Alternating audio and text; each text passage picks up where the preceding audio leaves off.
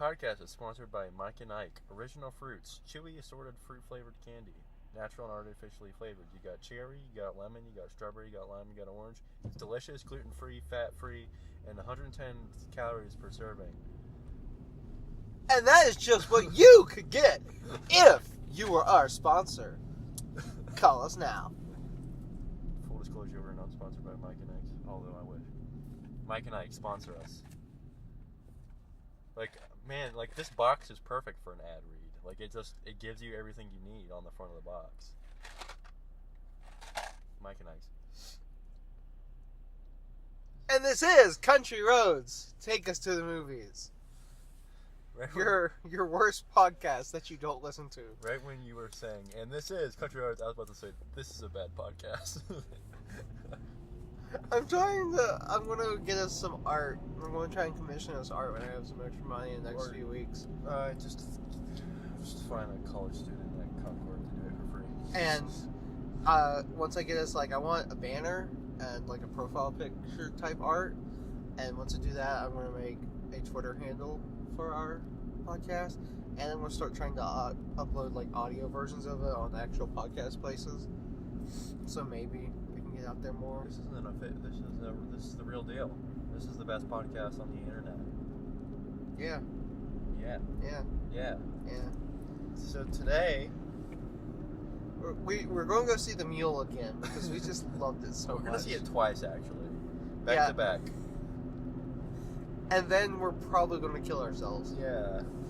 Probably during the second viewing. Probably. While we're watching it. We're just going to stand up and slit I want our the wrists. only headline associated with this movie to be is two dudes slit their wrists while watching the Mule. And we're going to leave notes taped to ourselves that said this movie killed us. So, no, we're not seeing the Mule again. In fact, we should try to not talk about the Mule.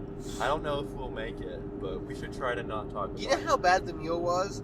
The Mule was so bad that in the last episode, we didn't even talk about Neon Demon. Oh my goodness, we broke the curse. And we didn't talk about Neon Demon. What if we talk about the Mule every time now? That would be awful. It's become the new Neon Demon. Oh god, no, I want to go back to Neon Demon. I would watch Neon Demon again. At least Neon Demon, Neon Demon's bad. I would watch it again over the Mule, for Neon sure. Demon's bad, and it made me angry to watch. But at least it had it didn't have Clint Eastwood having threesomes. What a terrible movie. But yeah, we're seeing two good movies, hopefully. Well, I mean, they have very good reviews, especially the first one. The Possession of Hannah Grace and Fantastic Beasts: The Crimes of Grindelwald. Yeah. We're excited. This is going to be our best episode yet, because we're seeing the two best movies of the year. The Possession of Hannah Grace and Daddy's Home. Is that the name of the Mark Wahlberg one? No, he's in that, but that's not the one that's out now. That's Instant Family. Oh, Instant Family. What's Daddy's Home was the one where... is that Will Ferrell? Will Ferrell was the mild-mannered dad. Yeah. And then the kid's real dad is Mark Wahlberg, who's cool and edgy. Yeah. And then they made a sequel to it called Daddy's Home 2, which has... crap. Oh, I forgot his name. Mel Gibson.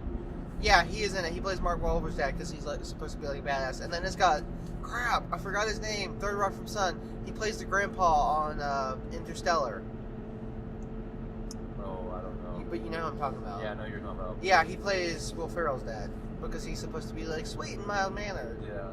Even though he played a serial killer on Dexter, and he played it really well because you could really believe that he's a serial killer. I keep wanting to call him John Lithgow. I mean, sweet men have done some good serial killers. You know, you got Robin Williams. Oh, he's so good as one.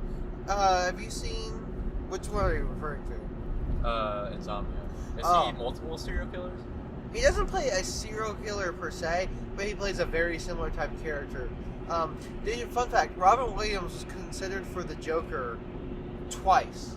That would have been interesting. To play the Joker in the 1989 Batman. Yeah. Though Robin Williams said that they weren't really serious because they were just trying to drum up interest in Jack Nicholson. And then again, for The Dark Knight, and I love Heath Ledger's Joker. But Robin Williams would have made an amazing Joker. Yeah, that would have been interesting. Watch 1 hour photo with Robin Williams and tell me he couldn't have been the Joker.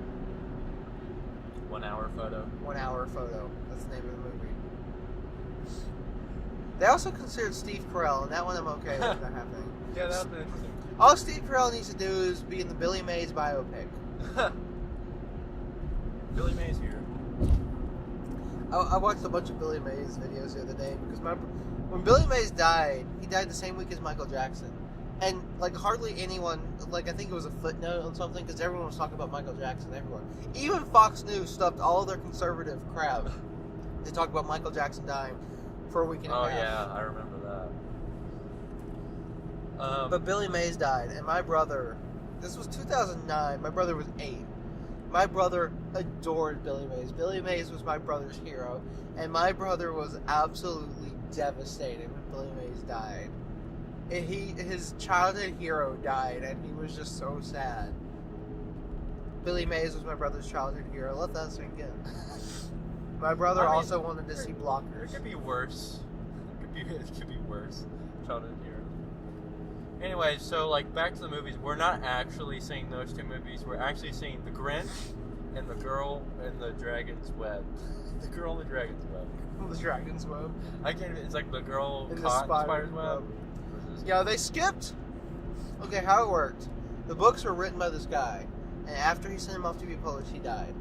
Then somebody else got the rights and wrote another one, a sequel, and like they're continuing it, like the Bourne books. The guy that originally wrote the Bourne books died, and then some other guy's been writing them since. It's weird. Anyways, so they skipped the other 2 books in the trilogy that guy wrote and went to the sequel that the different guy wrote for this because they couldn't get the ones going where David Fincher was signed on for a trilogy. They just let that fizzle out, which that could have been really cool. We could have had like an adult franchise that wasn't superheroes. Yeah. Speaking of superheroes, do we want to go see Glass? We've never seen an M. Night Shyamalan movie, and I feel like that could be a good time. See, this movie's either going to be really bad or good, and I don't know which. Well, I still need to see both Unbreakable and Split, so... I've seen Unbreakable, I haven't seen Split.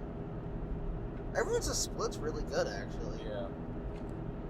I mean, I'm just as surprised as anyone else, because I saw Signs, and that movie's not good. And that's one of his better movies. No, Signs is good. Signs is not good. Signs is good. Signs could be good. There's a lot of good elements in Signs, but they need to take out the whole dad thing. And the movie needed to end about 15 minutes earlier. You know that scene when they turn around and there's the reflection of the alien in the TV? Yeah. That's where the movie needed to end. Right there. On the reflection of the alien in the TV holding the boy. Cut it off there. Boom. No. People have been talking about that ending for decades. No. You know what would be a fun time? Watch The Lady in the Water by M. Night Shyamalan and Shape of the Water by Guillermo del Toro back to back. Because I think they're kind of similar movies, but one's really good. And then the other one is a movie by Guillermo del Toro, that hack. So also speaking of superheroes, the movie we're actually seeing today is Aquaman. Yeah. Yeah, we're both looking forward to Aquaman. Yeah, like, wow. Really excited about Aquaman. And then the reviews come out, they're like, hey, this is a really fun, crazy, wild movie, and it's going to have all those pretty visuals underwater, so we're going to go. And Jason Momoa being the best actor on the planet. I mean, just look at that beefcake. Johnny Depp's ex-wife. Oh, yeah. That's who's in it. Willem Dafoe. Dolph Lundgren. I mean, this movie's cast is... It's got fish. Yeah, it's got fish. What else do you need, really? Yeah, we are super excited because we're big fans of the DCU. Like, the Marvel movies or whatever, but the DC, that... Hashtag release the Snyder Cut. The only thing that would make it better is Mike and Ice. Brought to you by Mike and Ice. Or Flex Seal. I would be sponsored with Flex Seal. Did you see where they retweeted Kingdom of Hearts? No. Kingdom Hearts, like, here's a trailer, like the world is in grave danger, something like that. You know? You need Flex and then Flex Steel retweeted and went in all caps, but is there going to be a lot of damage? I can tell where I talk on the podcast because the audio has really high spike ups Because I'm so much louder than you. Yeah, a little bit. You're also a little closer. Hey there! Yeah, you gotta drive like that. Hold on. I try to angle it pointing towards you because our early ones you can hardly hear you because I think I was going this way. It's me, Kelson, talking to you about Mike and Ike's, the best candy on the planet, Spinosaurus. This is really bad podcast. Yeah. Are we ever actually going to say what we're actually saying today? I don't think we should. No. We won't put it in the title. We'll just guess what we're saying. You have to listen to find out. What do we want to do for New Year's? The last one. I don't know. Because our two options is Beale Street and Vice. I don't know if we'll get Beale Street though. So it might just be Vice. Or we go see Instant Family. We should probably. End the year out on a bang. Look at the worst rated movie in theaters that we can go see it. Is it the Mule? It's not the worst rated movie out right now. Possession of Hannah Grace has got lower score. I bet you Possession of Hannah Grace is better. I don't know, because it looks like Slender Man. And Slender Man was soul crushing to get through. Like, it just ate my energy. Like, I started to fall asleep in the movie because the movie just sucked my energy. And it was just so dumb. Oh, I saw Slender Man. I keep forgetting that. But I saw that movie. That was a thing I paid to see. Was it the worst thing I've ever seen? Oh man, that's gonna be some great audio the way that's vibrating. Yeah, Slender Man is the worst movie in the history of movies to ever movie. Wow. What an honor. Except it's not. I've seen worse movies. Troll 2. No! See, that's the thing. How do you compare movies like The Room or Troll 2, which are just so awful? But They're... Yeah. Because, like, I've seen The Room, like, 4 times at this point, and it never stops being funny. Yeah. Every time Tommy Wiseau comes in, it's like, but after all, she's my future wife. It never stops being funny. They just have his laugh, and they play it on loop during the sex scenes. Oh yeah, there's 4 sex scenes in the first 20 minutes of the movie. So it's like the Mule. Except in the Mule, nobody's trying to have sex with a woman's belly button. It also doesn't have terrible jazz music, and Tommy Wiseau going. I wish they had played that over in the Mule. Like Clint Eastwood's taking off his clothes, and you just hear. Instead of just I need to call my chiropractor or whatever. I think it was cardiologist. Cardiologist, yeah. Why were those ladies having sex with Clint Eastwood? Why did they want to? Yeah. Like, it couldn't be because, oh, he's got money because they were already hanging out with the cartel head guy. So they've already had some access to some money. So they were just like, ooh, I need a piece of that. But have you seen Clint Eastwood lately? Who looks at that and is like, oh, honey, I want a piece of that. I mean, maybe some of the people in this movie's target demographic. Yeah, maybe, but they're not. They're not Latino. Nor are they quite as young, youthful. They're old white people. That's who wants to say. We're talking about it again. That's what this movie's done.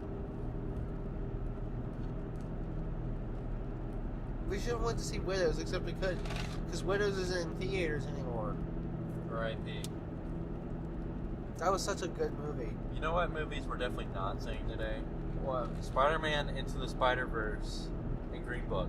Yeah. Definitely not seeing those. Those look like they suck. Yeah, they don't like look Spider-Man's good. got that weird animation, and it's Spider-Man. Yeah. Green Book looks like Driving Miss Daisy and Forrest Gump, just another feel-good Oscar-y contender. Oh, speaking of Spider-Man, I flattened Spider-Man last night. Yay. Or it may have been this morning. Spider-Man. Yeah. I have some issues with how that game plays out towards the end.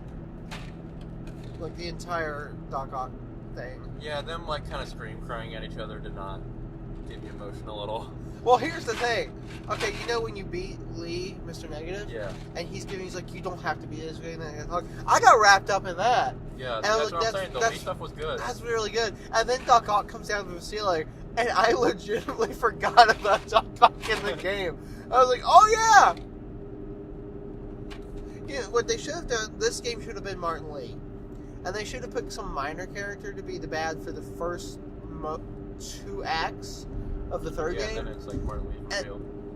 And then Doc Ock becomes Doc Ock in the same part in the game, but in the next game.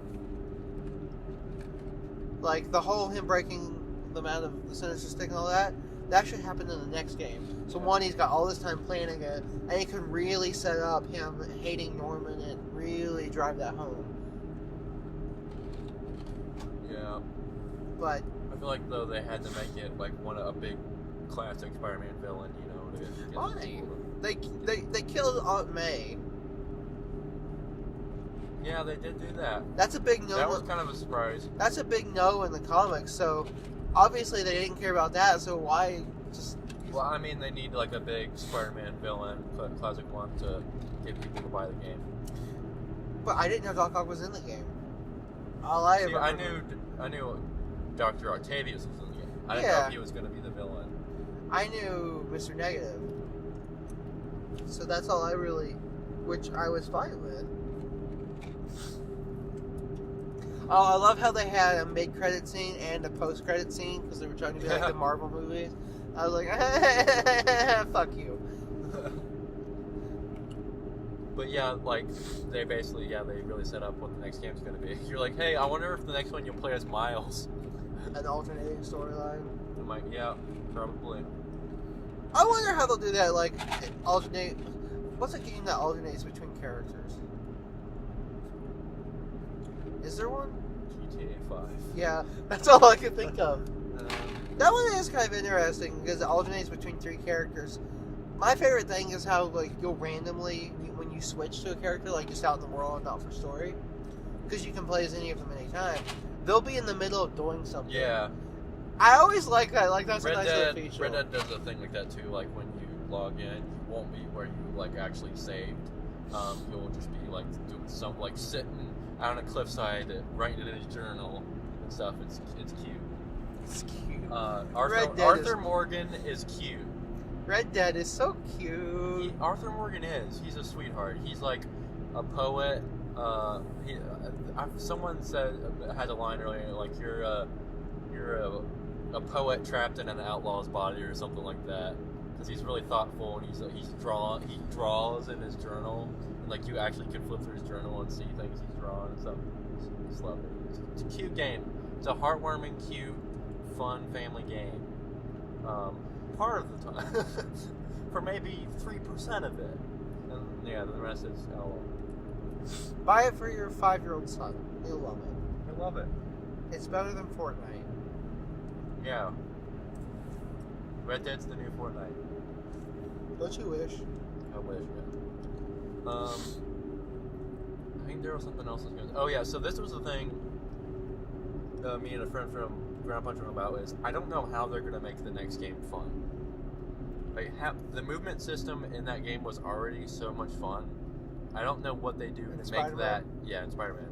I don't know what they do to make that new. Well, they don't need to... I mean, they could probably add a few things, but a lot of it doesn't need to change. The thing is, the web swinging is so good, but by the end of the game, like, after punting it, like, webbing around the city isn't quite as fun anymore. Then we get into a whole other game, and it's like, it's not going to be as good. And that's kind of the same thing Just Cause 4 just dealt with, which Just Cause 3 was really, really fun and had a really cool movement system and action stuff. Just Cause 4 is just kind of more of the same, and, like, more of the same works for some types of games. Like, Hitman 2 is a good example. Like, it's great because it's just more Hitman.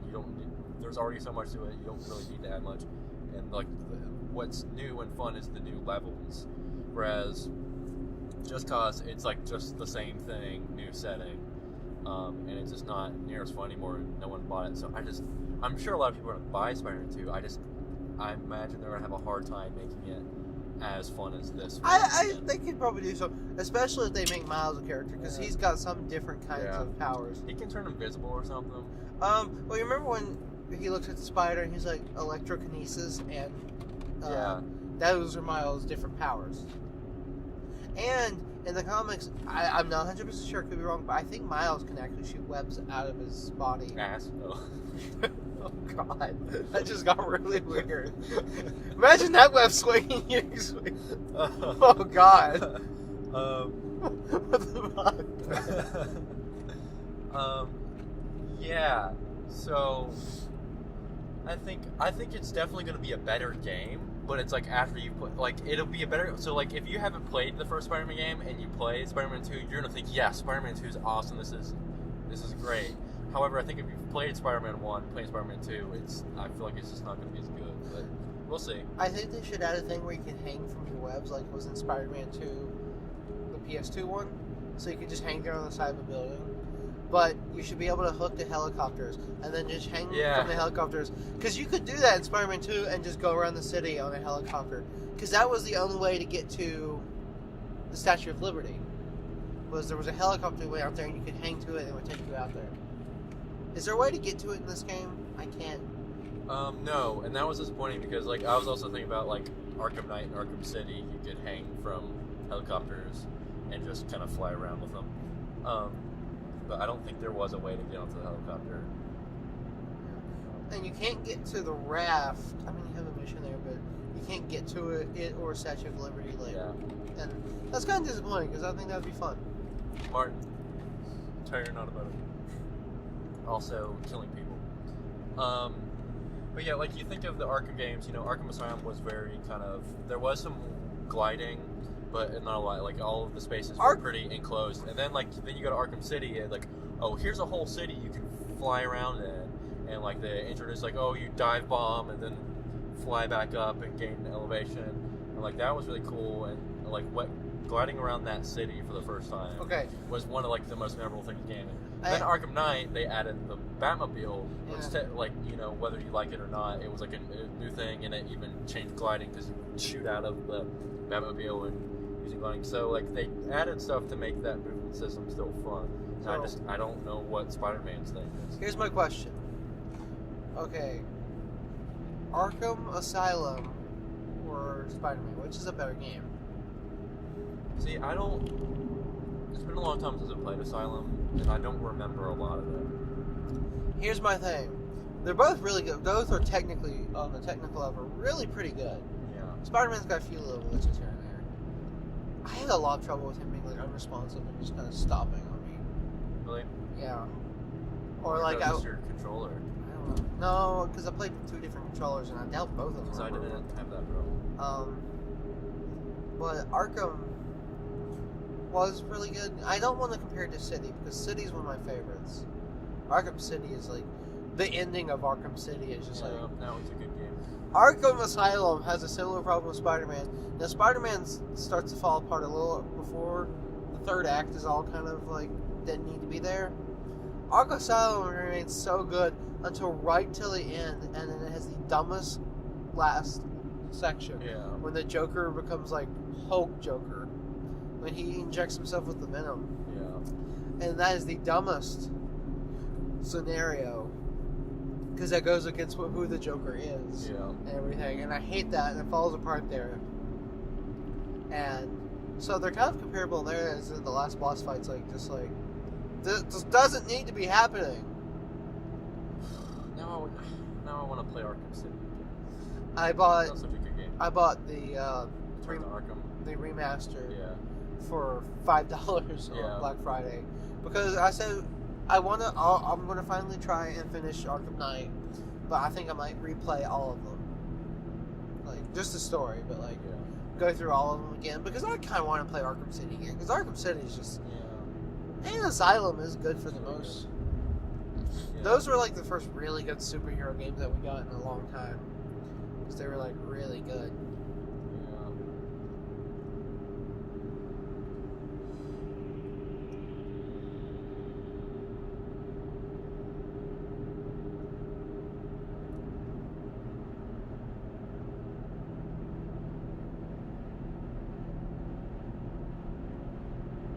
This is Country Roads. Take us to the movies.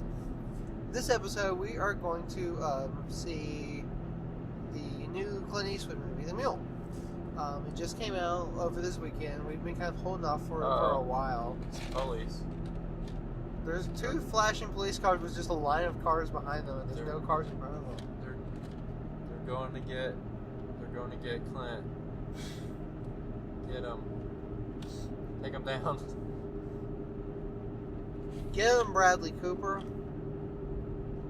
Remember Bradley Cooper? Yeah. We should watch the Hangover movies. and hate ourselves for it. Are those movies like really bad? Like kind of enjoyable? I've heard everyone said. Yeah, I've heard a lot of people say they love the first one and the next 2 were so. But at the same time, I just don't like those kinds of comedies. So I would imagine for me, I would just be rolling my eyes the whole time. I'm weird with comedies. Like, some of my favorite comedies is the Cornetto trilogy, which 2 of 3 are on Netflix now, so you have no excuse to not watch them. But then again, you also have Annihilation, so everyone wants that. Yeah. You need to watch that before the end of the year. My brother actually watched both Shaun of the Dead and Hot Fuzz like last week. Oh, I love those. Shaun of the Dead, Hot Fuzz, and the one that's not on there, The World's End. I love that one too. There's a British comedy called Four Lions. It's got Riz Ahmed in it. It's about 4 jihadists trying to plant a terror bombing, and they're too incompetent to do it. Death at a Funeral. It's a British comedy directed by Frank Oz, as in the voice of Yoda and Miss Piggy, and it's a British comedy. It's kind of fun. Like, it's a little kind of like They remade it with Chris Rock, and that version's not very good. But the British one, it's about this guy. His dad just died, and they're all getting the family. It's a dysfunctional family, and then he learns Peter Dinklage comes in, and he learns that Peter Dinklage was his dad's lover. His dad was secretly gay and didn't know it, and it just weird stuff. Sounds like a Wes Anderson movie. Weird stuff goes from there, and Alan Tudyk is in it, and she plays the American boyfriend of one of the main characters. But the girl that's his girlfriend's brother gives him acid or something, and so he takes LSD, and so he's walking around the funeral just tripping out completely.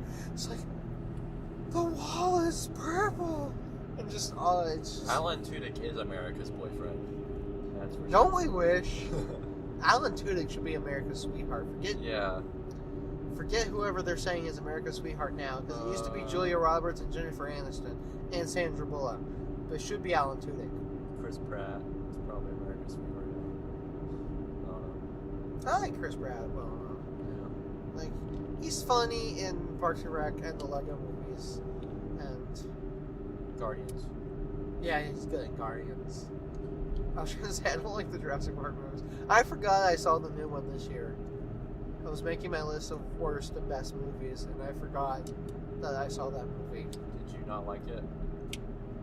I liked it okay. I think I actually liked it more than a lot of people. Yeah. But I still thought it was a very mediocre and forgettable movie. Speaking of lists, I just finished my personal list of best games for GrandPunch.com. Huh. And then now I have to work on a movie list. Movie list is all I can do because I haven't played enough games. Yeah. Well, my game list was kind of short too, because that's the thing about this year is there's been some big heavy hitters, but not that many really good games, and especially not as many indies do. All the indies waited to come out in December. There's Gris and Below and Ashen. Those are supposed to be good.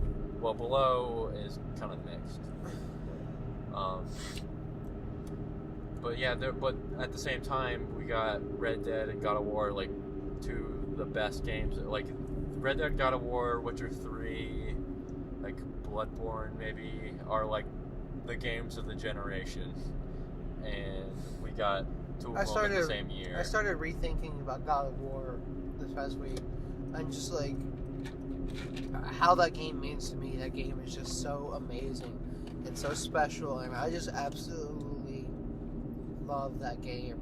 And that is probably my game of the generation for this one, because it gave me a more emotional reaction, which a lot of games don't do. And I just, like, a game when you play the end and you sit there and you're just like, put the control down and you're just like, whew, wow.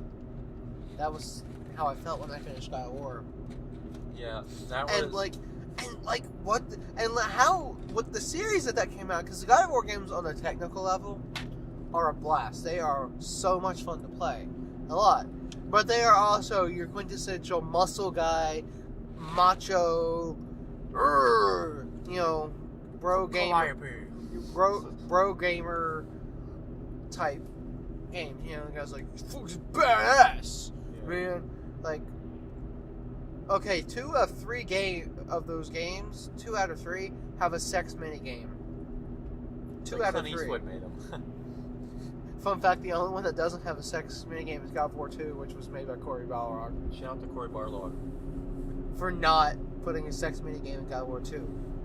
Instead, you put badass set pieces. It's got some wicked set pieces in that game. Did you see that?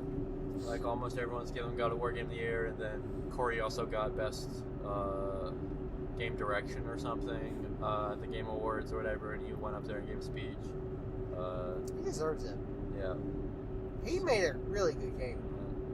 I mean, like, it was obviously a whole team, but, like, I don't know. It's the same with, like, a movie, singling out a director. Obviously, everybody worked in it. See, so I felt the exact same way about God of War, and God of War is amazing, and I love it so much. I wish it didn't come out the same year as Red Dead, so I had more time apart from them to give them both the due they deserve, because I had the same experience with God of War of like, oh, that was a really beautiful, emotional game, and at the end of it, I was like, oh, it's amazing.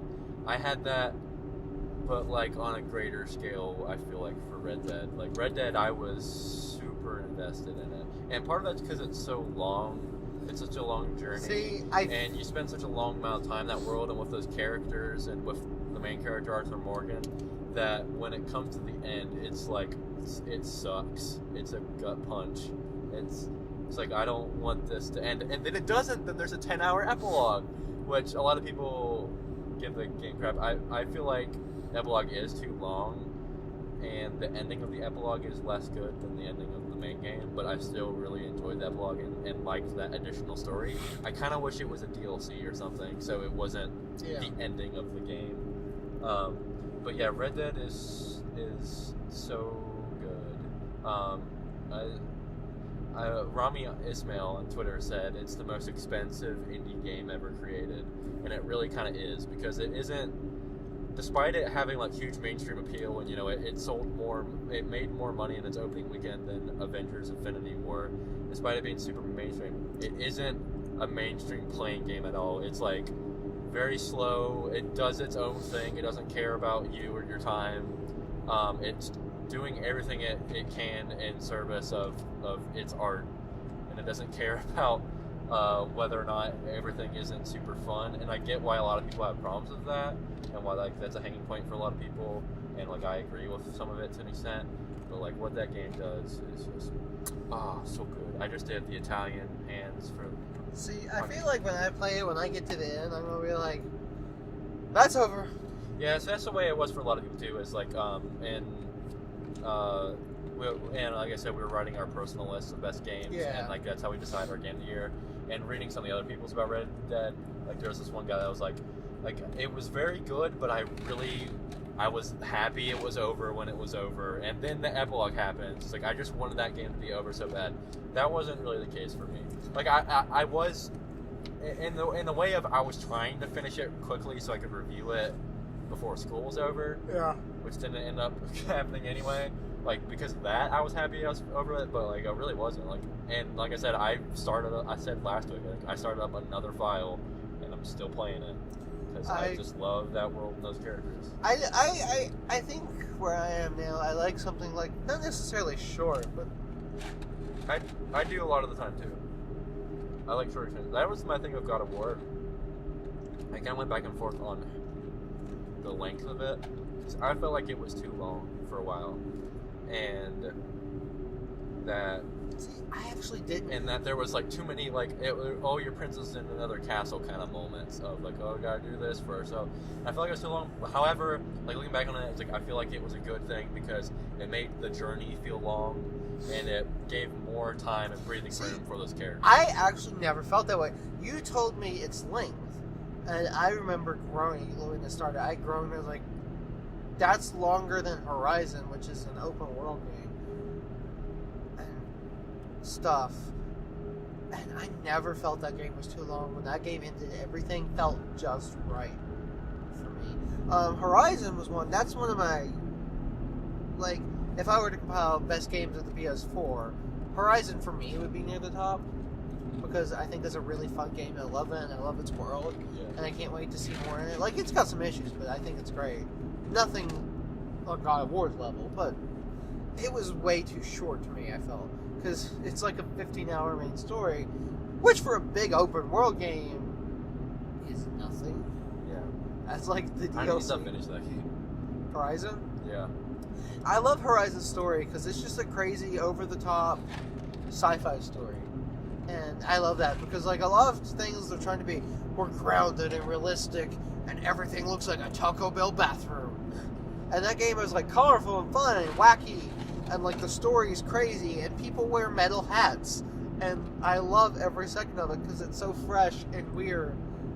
And I just love it. I love... My games of the generation so far, like, I'm just exclusives. It's God of War is number 1. Horizon might be number 2.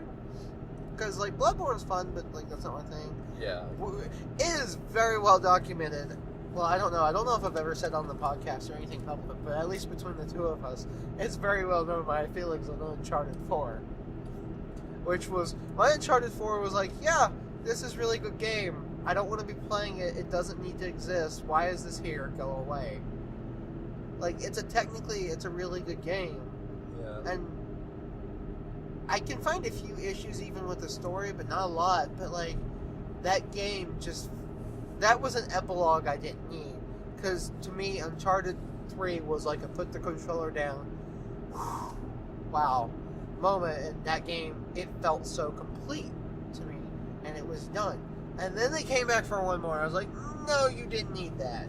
I wish they had made an original IP instead of Uncharted 4.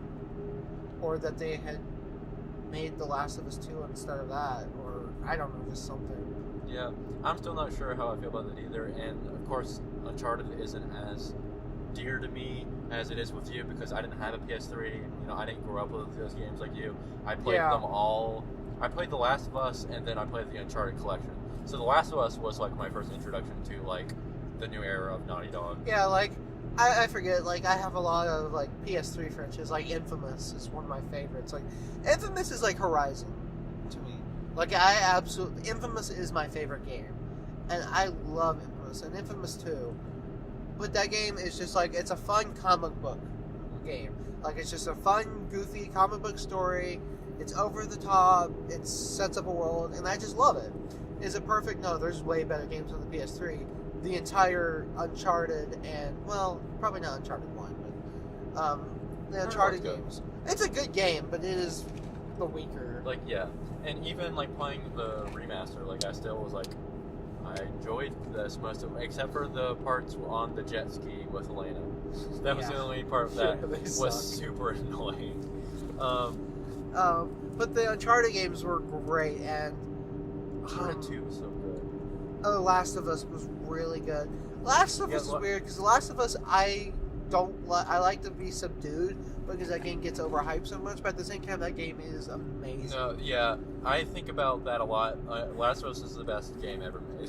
And, well, my issues with The Last of Us and the same thing with Uncharted game is Naughty Dog isn't the best technical game makers. Okay, well, the Uncharted is basically like, not parkour, but like platforming and cover-based shooter. Action, as far as platforming, I know a lot of people like to say Uncharted took from Tomb Raider and then the new Tomb Raider took from Uncharted, but the platforming sections in the new Tomb Raider games, to me, are way better than Uncharted.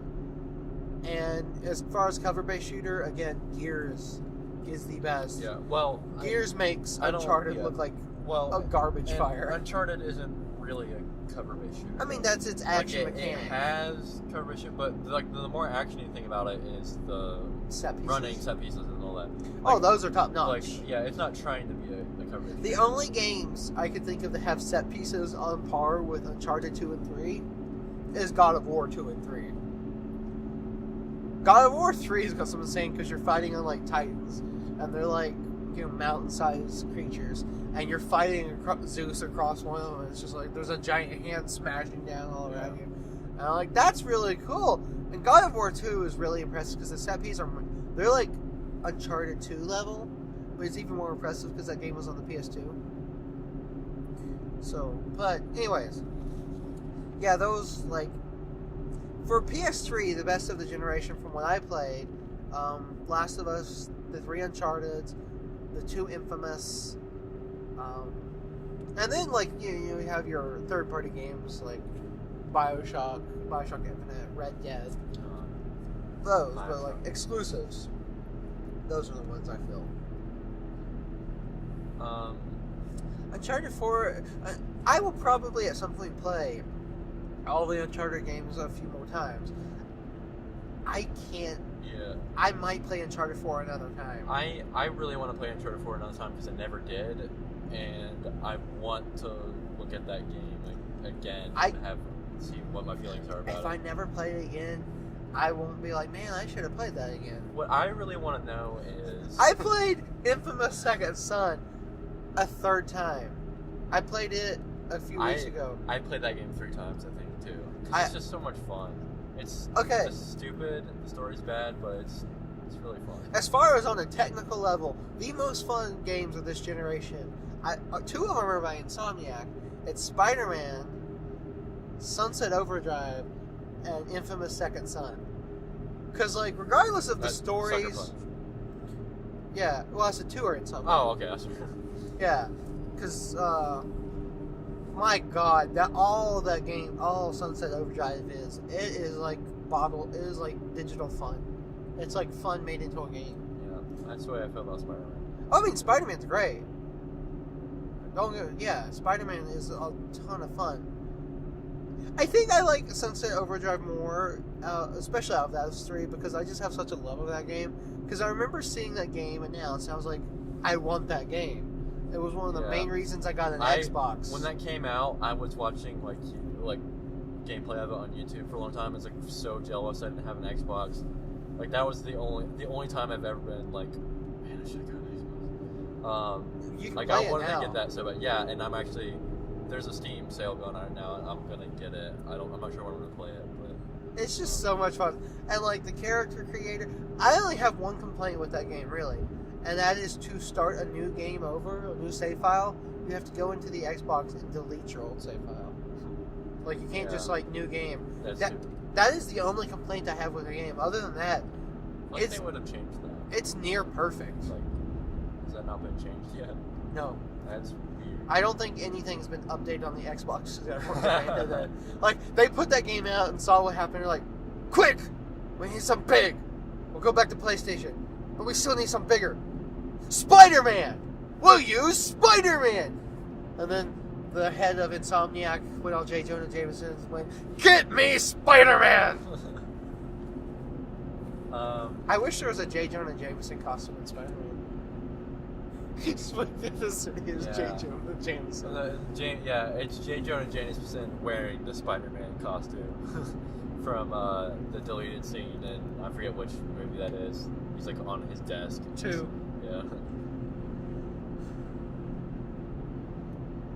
What I really want to know going to Uncharted 4 is, I really like Uncharted 4, and I think it was a good send-off for those characters. I would maybe even argue a better send-off than Uncharted 3, but again, I didn't have the time with those Uncharted games. Like, I played them all back to back to back. And Uncharted 4 felt like a good send-off for them. What I really want to know is, Amy Hennig was writing Uncharted 4 at the beginning, and like she was planning on doing another Uncharted game. I want to know if the brother was ever her idea. Nathan having a brother. That's one of my biggest gripes. That's something I still don't know about because it doesn't. It's so weird. It doesn't sync up. Yeah, it just doesn't sync up very well. Like they don't explicitly say. I think that he's all by himself with Sully in Uncharted 3. It just doesn't. But it doesn't make sense because his brother is kind of a Sully-like character to him, and he's even there again when he's older, and like knows Sully and stuff.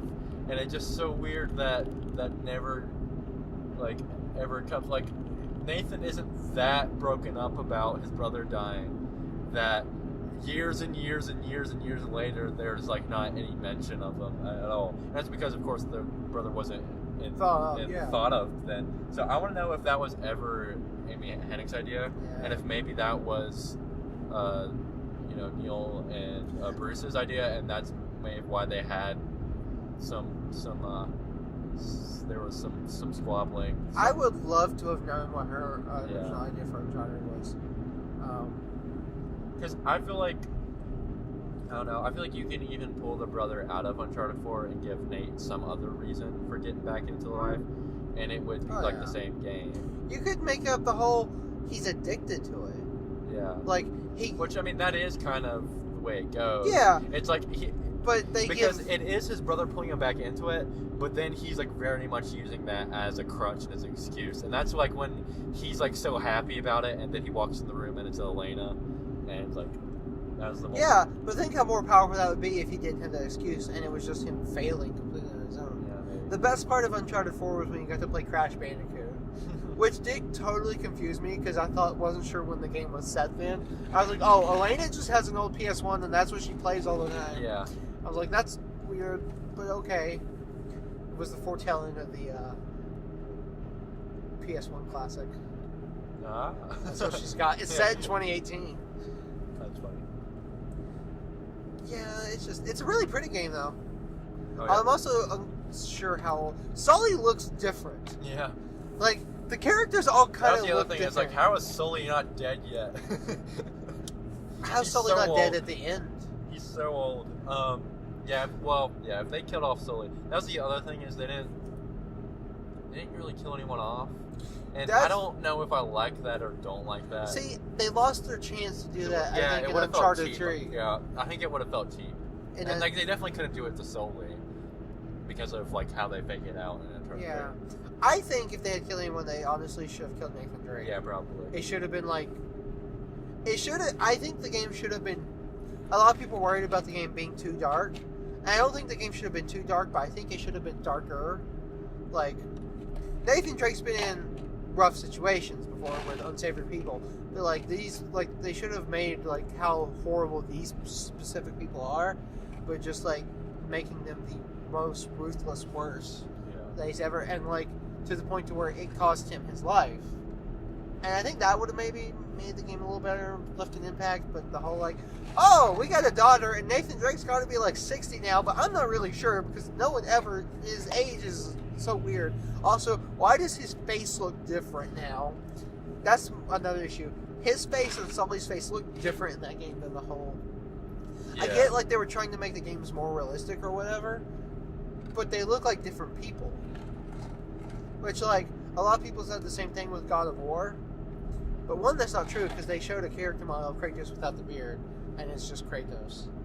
And two, that also works because that's a completely different game, and it came out so much longer. Yeah, and it was kind of more of a reboot than it was, God of War is the perfect way to, handle, like, what Infamous Second Son butchered, which was games on the last console that nobody played, and like how to handle the legacy and like the canon and the franchise story, but making it fresh for new people. Because you never played any of the other God of War games. Nope. Did you have any issue understanding God of War? Do I have any issue of what? Understanding God of War. Oh no, well no. That because it kind of throws out all of. I mean, like it. It doesn't, but it doesn't answer all or a lot of the questions of like how did he get there and all that. No, well, it doesn't answer those for people. So I don't think there's much there. I'm saying there's not much there to be confused about because. But it still acknowledges. Yeah, it does. Well, that, and I know what the story of the first 3 games is. Like, I looked it up. But Infamous, like, it doesn't... It takes it so far that it makes the main character an Easter egg on a, like, in the city. Yep. Like, that's just so... It's just a slap in the face, man.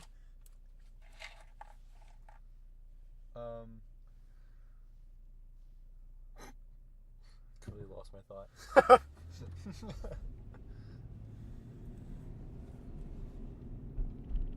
Oh, and then Uncharted 4 also doesn't have as memorable set pieces. Like the one of Nate and Sam on the motorcycle. That one's awesome and like one of the best. I like the boat the going series. to the island. Yeah. The boat when you're the storm. Yeah, that part that's how the game opens. Oh yeah, I forgot. And then it goes back to it. Yeah, that part was okay. See, the whole part, like, you know how you're playing a game and you're not mad at the game. You don't hate the game, but you're like, I just want this to be over. That was my feeling. That game was too long, too. Well, that was my feeling from Uncharted 4 when I started it, and it maintained the whole way forward. I never once, like, immersed into that game. I remember when they announced it, because you had just... The PS4 hadn't been out that long. I think it was like the E3 after PS4 had come out or something. And you sent me a trailer and you're like, dude, I'm so hyped for this. Because you even said, like, when we were talking about games beforehand, you're like, Uncharted was the only PS3 games you really wanted to play. Yeah. And you missed those. And you're like, I'm so hyped for this. And you were excited for the Nathan Drake collection so you could finally experience it. And I remember you're like, I'm so hyped for this. This looks great. I was like, I don't want that. Go away. Like the second I saw that trailer, because I was watching it and Nathan Drake was talking, I was like, no. And then Uncharted 4 Thieves and I was like, go away. I don't want you. I want to see how they do the God of War sequel. I want to see how that's set up. We'll see. It might be a while too. And I feel like Corey's also said that he wants to do another game, but I feel like what they might do, or at least it seems to me, I'm gonna let Corey make whatever he wants, but like, because it ends with like Thor there, that teaser. Yeah. I think the game should pick up right there. Yeah. Probably. Thor at Kratos, and Thor beats the ever-loving shit out of Kratos, and takes Atreus, and then you're without Atreus for a little. You're out with Atreus for a chunk of the game. He goes to rescue him, and he does rescue him, and then at some point Kratos ends up dying again. I like the idea of him kind of losing Atreus, because we also now know that Atreus is, spoilers for God of War, Loki. And yeah. I kind of like the idea of him being away from Kratos for so long, and that he becomes more of his own person even more. And you can have like little bits of like Atreus snippets, like do Atreus in God of War, the next one, like Mary Jane and Spider-Man. Yeah. Like little snippets, and or like Ellie in The Last of Us. Yeah. And like Atreus can learn more about like who he is, and he can even hear some things from the Norse gods and their perspective and stuff, and maybe start to change his views and stuff.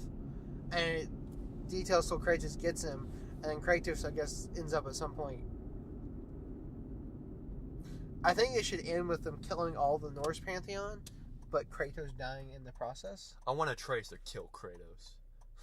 I mean, that could be a... Yeah, I mean, that could be what happened based off the mural. It's, like, hard to tell if, like, did Atreus kill Kratos, or is he just dying in his arms? Or it could be like Kratos goes to kill all the gods, and when the gods kidnapped Atreus, he actually starts to empathize with them. Like, yo, you can't kill all.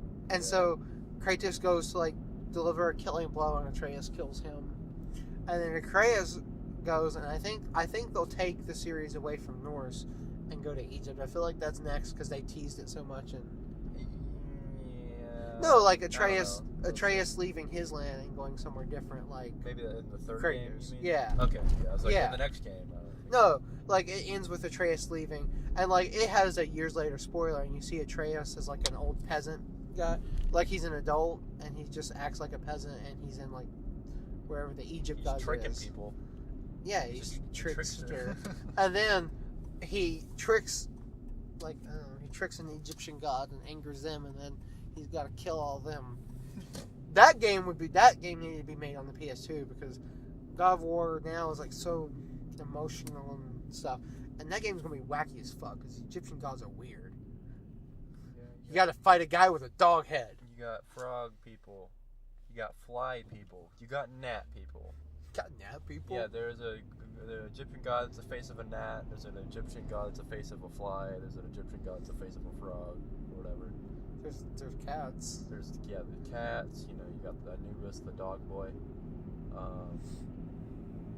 Dog of war. Dog of war. I think that was a thing. I think somebody put a beard on their dog and it was like dog of war. Well, you know what God is backwards, right? It's dog. Hashtag God of War 3 confirmed. I wonder what they would call the next God of War game. God of War 2 too. I was thinking they should call it God of War 2, and it's just so like continues the confusion because it's like, is it God of War or God of War? And it's also Corey's other God of War game is God of War 2. So it'll be like God of War 2 or God of War 2, God of War 3 or God of War 3. Yeah. Just confuse everybody. I'm sure it'll be God of War : something, but well, yeah, that's the style with everything now. It'd be cool if it was just God of War, and then there's God of War, and God of War, and then God of War 2, and then God of War 3. It's the most confusing thing ever. God of War 2, God of War 1, 2. We're here to see a movie. We're like 10 minutes early, but that's okay. We can wander again. Go to the bar and get another drink. Light me up, Sammy. Except I don't feel. We're seeing the Mule again. Get me ready. Except I don't feel the need to drink this time. I ate all of my Mike and Ike for the movie. No, literally. We could go to the dollar store. Gotta go to Tommy's. Get lit. Tommy's? You just said, line me up, Tommy. Or whatever. Oh. From 5 seconds ago? No, I forgot. You don't even remember Tommy? Come on. Tommy boy. Frankie's. Billy's. Where's mine? Billy Joel Armstrong. Okay, on that note, I'm ending this. Goodbye. Forever. And hey, oh, we're back! Meatballs! I'm Italian! Hey, oh! You know, that is kind of interesting. Italians are the only people it's like super culturally acceptable to be racist against. Like in movies and stuff. Very generic Italian people is a very common trope, I think. You got Irish. There's a lot of Irish. Yeah, well, I don't know. Jewish. There's a lot of Jewish. Well, I don't think it's really. Well, I mean, like some stereotypes, sure, and like making like, but I don't think making fun of or like stereotype of Jewish people is quite as acceptable as Italians. I hear a lot of black stereotypes, though. Yeah. And speaking of Italian, racism's still a thing, I guess. Speaking of black and Italian stereotypes, we watched Spider-Man Into the Spider-Verse, which quite honestly nothing to do with just riddled with them. Like no. when Kingpin's just like, "Hey, oh, you're hey, Spider-Man!" He starts just throwing racial slurs at Miles Morales. It's just okay. No, so we saw 2 movies. One of them was Into the Spider-Verse. The other one was Green Book. That's the racism one we're talking about right now. Racism's been a common theme for movies we've seen this year. We have seen several movies that has been. Yeah. BlacKkKlansman. It has either been a centerpiece of the movie, such as BlacKkKlansman, The Green Book, and Widows had elements of it. Or it has something the movie unfortunately brought up, like The Mule, Sicario 2, and White Boy Rick. Yeah, Widows was more of like, hey, look out how rich these white people are. All right, now look at these black neighborhoods. Yeah. Look at that, you jerk, Colin Farrell. And then yeah, the rest of them were more overt. Which one we want to talk about? I think first? we should talk about Green Book first. Because we want to end. We want to end on a better note too. Okay, so we saw the Green Book. Little hipstery theater we go to sometimes. It's last thing we saw there was Force Reform, wasn't it? Yep. Yeah. We've seen 3 movies at this theater. First Reformed, Call Me By Your Name. Call Me By Your Name, and this. And everyone has been kind of awkward viewing. Yeah, Like, this varying. This one in a different way. And the way we're talking about is this had a bunch of older white people. That's what we're going to call them, right? Old white people. And I've kind of pegged the Green Book for a long time based off the trailers as a feel-good Oscar bait movie. Like, it's the Oscar bait, but it's also kind of the feel-good one. It's not really that challenging. Your whole family can enjoy it. Like, you're kind of racially ignorant family members. Like, they're not just full-on racist, but they kind of say some really messed up things. They'll enjoy this and give themselves a pat on the back and think it makes them feel better. Like, The Blind Side is one we talked about, or, you know, something like that. It's not quite on the level of, say, something like 12 Years a Slave, Black Klansman. Not very much close to being on the level. What are some other good racism movies? I mean, there's nothing good about racism, but you know what we mean. Do the Right Thing. Spike Lee movies. Yeah, he's got a handful. Well, this year there was Sorry to Bother You. Get Out. Get Out. Blind Spotting, is that the name of it? Yeah. That was also this year. Hate You Give. Yeah, The Hate You Give, which that one looks less good. It's definitely like that's the main thing they're handling in that movie, but that one doesn't look as good as these other movies. Here's the thing about this. So yeah, we went and we were with a crowd of largely old white people. When I say largely, like, yeah, pretty much everyone. There was a few young white people that were accompanied with the old white people, like their grandchildren. I really would have loved. There was that girl sitting next to her. She was young, and I think they were her parents, but they were like late 50s. Yeah. I would have loved to have like stopped and interviewed all of them. I was like, what did you all think of the movie? So there was a lot of laughing at stuff that wasn't really humorous to us. And here's the thing that gets me for both this one and the Mule. The Mule, I don't think was trying to really say anything, but there's a lot of like racist jokes made by the characters, or like kind of flippant racist things said that were meant to. You've never seen 2 beaners and a bowl full of crackers. That's a real line, yeah. and I'm sorry to in anyone. the Mule, not in. This one's got ones comparable to it. And they're not meant really to be funny. However, I think they're kind of a problem. They're meant to show, you know, the character's race kind of racist, and it's you know, it gets under Mahershala Ali's character's skin, but he doesn't say anything.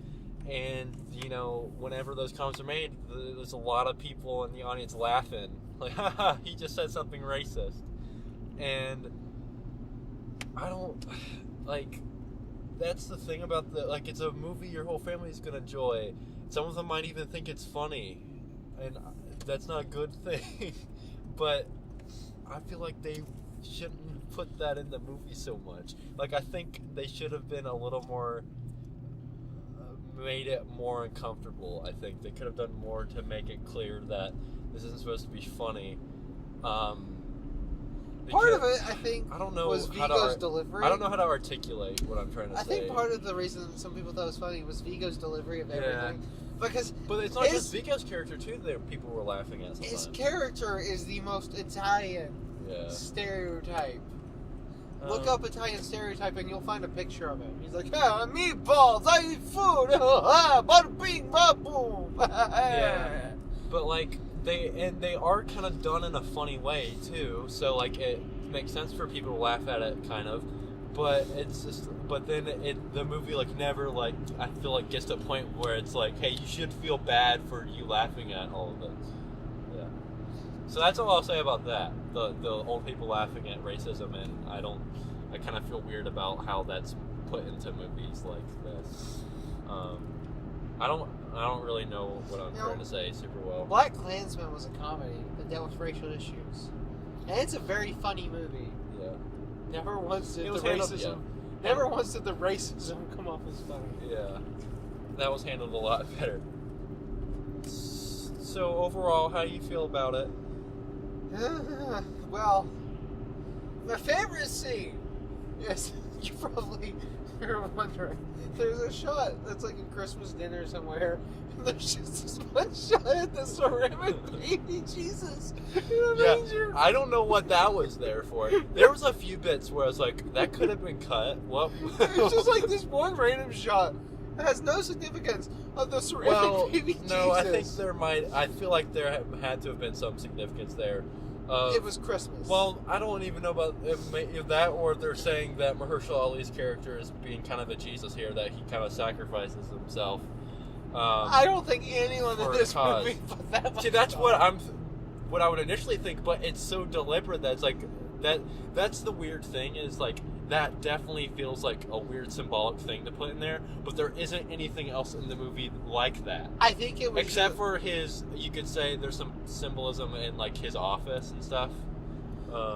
I think it was Christmas, and that was all. Yeah, maybe, or it may have been like supposed to be a funny thing. I don't know. All I know is there was this cutout of ceramic Jesus, and it's just blank, existentialistic stare that Jesus has. I feel like maybe it was symbolic, because it's really setting it up that, okay, they're in Alabama, they're in this really nice kind of plantation style building, and it's like, all right, we're taking you to your green room to hang out before you play, and it's this crappy closet like far away from the rest of the building. So it's very clear that, you know, this place isn't very tolerant, and like there's probably going to be a climax about him being, you know, treated horribly. Maybe, you know, maybe we're not giving enough credit. Maybe that was the one symbolic, artsy, thoughtful thing that was done in this movie. Was done by one of the Farley brothers. Yeah. Let's look up. Let's look up what they've done. I don't got data. I'll go to the airport. I got data.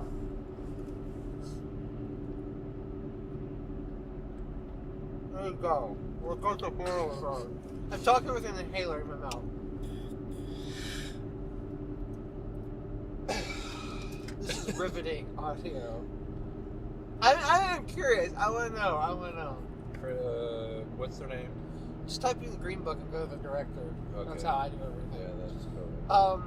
Yeah, because the Farley brothers, I know they did Dumb and Dumber, and they did Dumb and Dumber 2, whatever, the new one that's just. Let's see. So for directing, they got Dumb and Dumber 2, Movie 43. Oh, he was a part of Movie 43! Oh, baby! The Three Stooges, the 2012 movie.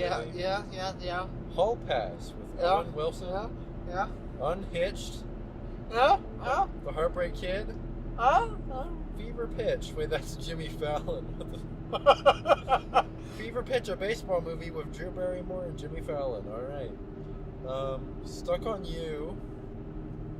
Shallow Hall. Osmosis Jones. Oh, I forgot about Osmosis Jones. Remember baby. that? Oh, I do. Me, Myself, and Irene. There's Something About Mary. Oh, God. Hey, tying it back. Kingpin. Different Kingpin, though. And Dumb and Dumber, their first movie. And then producer, there's a bunch of other movies like that, too. Oh, he's the executive producer on Hot Summer Nights. So, yeah. Some classics there. So, that's the director.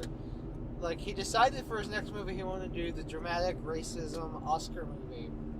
The guy that made Hall Pass and Dumb and Dumber. Yeah. And that's my feelings on the Green Book. Yeah. It felt like an Oscar baity racism as the center, but not well done movie. Yeah, not super well handled, but not like bad. Some good performances. I'd say Vigo did a good job, and Mahershala Ali. Vigo did a good job with what he had. Yeah. But what he had was the most Italian stereotype. But he was endearing. I'm a divine. Yeah. It busted my balls here. And then Mahershala Ali also did a very good job. So there's a couple monologues in particular where it's like, yeah, Mahershala Ali, shout out. Yeah, he is a good actor. He's a very good actor. I haven't seen him in too much other than his really sad performance in. Well, it's not like his performance isn't sad in Moonlight, but then it's sad because then he's gone. The last bit of the movie. 2/3 of the movie. Yeah, that was sad. And then also he's like, "Yo, dude, don't be like me. Like, you know, I'm doing good for myself here, but I'm selling drugs and stuff. Don't do that." And then he does it. And then very briefly in The Place Beyond the Pines, where Ryan Gosling smacks him over the head with a pipe or something, Oh, was he or a in that? wrench. Yeah, he was Ava Mendez, is that her name? Oh, I remember her name. I Her remember. husband. It was her, yeah. I Or remember boyfriend that. or whatever. And Ryan Gosling don't like him taking his woman, except she was never his. And then almost, I thought he killed him in that scene. But then he's back. But yeah, he survives. So yeah, I think it's the only thing I've seen him in. Moonlight and very briefly in Place Beyond the Pines. He was in this Into the Spider-Verse. Oh yeah, that's right. He was the uncle. Yeah, I thought he was the uncle. Who was the dad? Was that? The dad was Brian Tyree Henry. That's what I thought. I thought that. Yeah, I thought that sounded like their voices. Brian Tyree Henry he's had a year. So he's got more coming up. He's going to be in He's Godzilla vs. Kong. Looking forward to that. Man, he's in all of the movies now. Shout out. He's really good, and Lakeith Stanfield's doing a lot too. It's nice seeing in That's what's her name? Zazie Beetz. yeah. Yeah, she's in Deadpool too. So Atlanta cast. We're just they're waiting for going places. that one. That Yeah, Donald Glover can yeah, break he's- out. yeah, I'm waiting he- for people to catch on with him. Yeah, he's not quite caught on yet, Donald Glover, that childish Gambino. Remember that one episode of Atlanta when he goes to the rich white party and the guy's like super Yeah. into. Yeah. Yeah, All the drinks are like plantation thing. yeah. He's like, hey, have you ever gone to Africa? Come on, you got to, man. That's your heritage. And he's like, no. I'm poor. well, that he's like, you know, it's like, so you don't know where you're from? Like, oh no, there was this whole thing called slavery. It kind of erased all of our cultural history. Like, I don't really know where my family's from. Yeah. That was a good episode. The Green Book. I think we finished talking about it in like 10 minutes. Yeah, there was something else. Oh, I also felt weird about how they handled his Marshall Elliott's character, and that they kind of make it seem like it's bad that he's so successful and unattached. And like, well, he has that monologue where he yells at Vigo for It's like, I'm First. not black enough, I'm not white enough. and he's like, and since I'm so successful, I don't fit in with the majority of African American people that aren't this successful as me and like privileged as me. So they make him feel bad for that, but at the same time, it's like the scene of like him in his car, and there's all of the African American people that are working on that field, and like he feels like really ashamed. And then again, like when he's back in his house, his like really lavish house, and he's there alone, and he kind of feels ashamed there. It just felt a little weird that he should feel ashamed for being successful and somewhat rising above, all of the odds that were stacked. Like, I don't know. Like, they're making a point of, like, yeah, he's very much a outlier. But I don't know, it felt a little weird that in some ways he was not the bad guy in some instances, but, like, I don't. The movie handled everyone kind of weird. Yeah, weird. Like, I won't say bad, it just kind of weird sometimes. Was that thing was done surely gay? Yeah, that was the other thing. It's like he says he used to be married, but that didn't work out, and like he made it seem like it was because of like his life, his job, like his career, like he couldn't put one over the other, or he couldn't put his wife first, or whatever. And then the scene insinuates very much that he's gay, or at least having a relations with a man. Yeah, I wasn't sure whether he was like gay or bisexual or Yeah. what was going on. But he's like in the shower. Yeah, but And he's handcuffed, and then there's this naked white guy curled up in a corner, and there's these two cops. they didn't dwell on that very long at all. Is kind of where like it's kind of moved on. Yeah, it just made it feel weird because it wasn't expounded upon. You know, it was just here, and you're like, what? No, I'm confused now. Oh, it's also worth noting that there was some controversy around this movie about the family of Shirley. That's the name, right? Don Shirley. Came out and said some things about the movie. First of all, they said that Tony Lip or whatever, his son, he had heard these stories from his dad about his time driving Don Shirley, whatever. And his son's like, ooh, that would make for a good movie. So he contacted Don Shirley, whatever, asked him. I don't know if Don Shirley was still alive or if he contacted the family. I think he was still alive and asked about the possibility of doing a movie about it or adapting it to a screenplay or whatever. And he turned it down. So then they make the movie, which, according to the family, without consulting them at all. And like using them for research into the character and like the history and like the story to get their side of his side of the story or whatever. Like they didn't really contact them at all. They didn't even know it was made until it was out or something, or until like close to when it was out or when it was like announced or whatever, like the trailer. And they said that their Shirley and Lip really weren't friends. Like they didn't really have that friendship there or anything. And the movie in the credits, it says they remained friends after he stopped working for him. And they said no, that wasn't the case. They also wanted to make a point that Don was never ashamed of being black or being well off and being black. That was the thing that was in the movie that they said like wasn't the case, or they even brought up a famous quote of his or something that was like against that. And apparently Mahershala Ali actually called the family and apologized to them and said that he was never told that he had close family he could contact in researching the character. He said they made it seem as if he didn't really have any close family.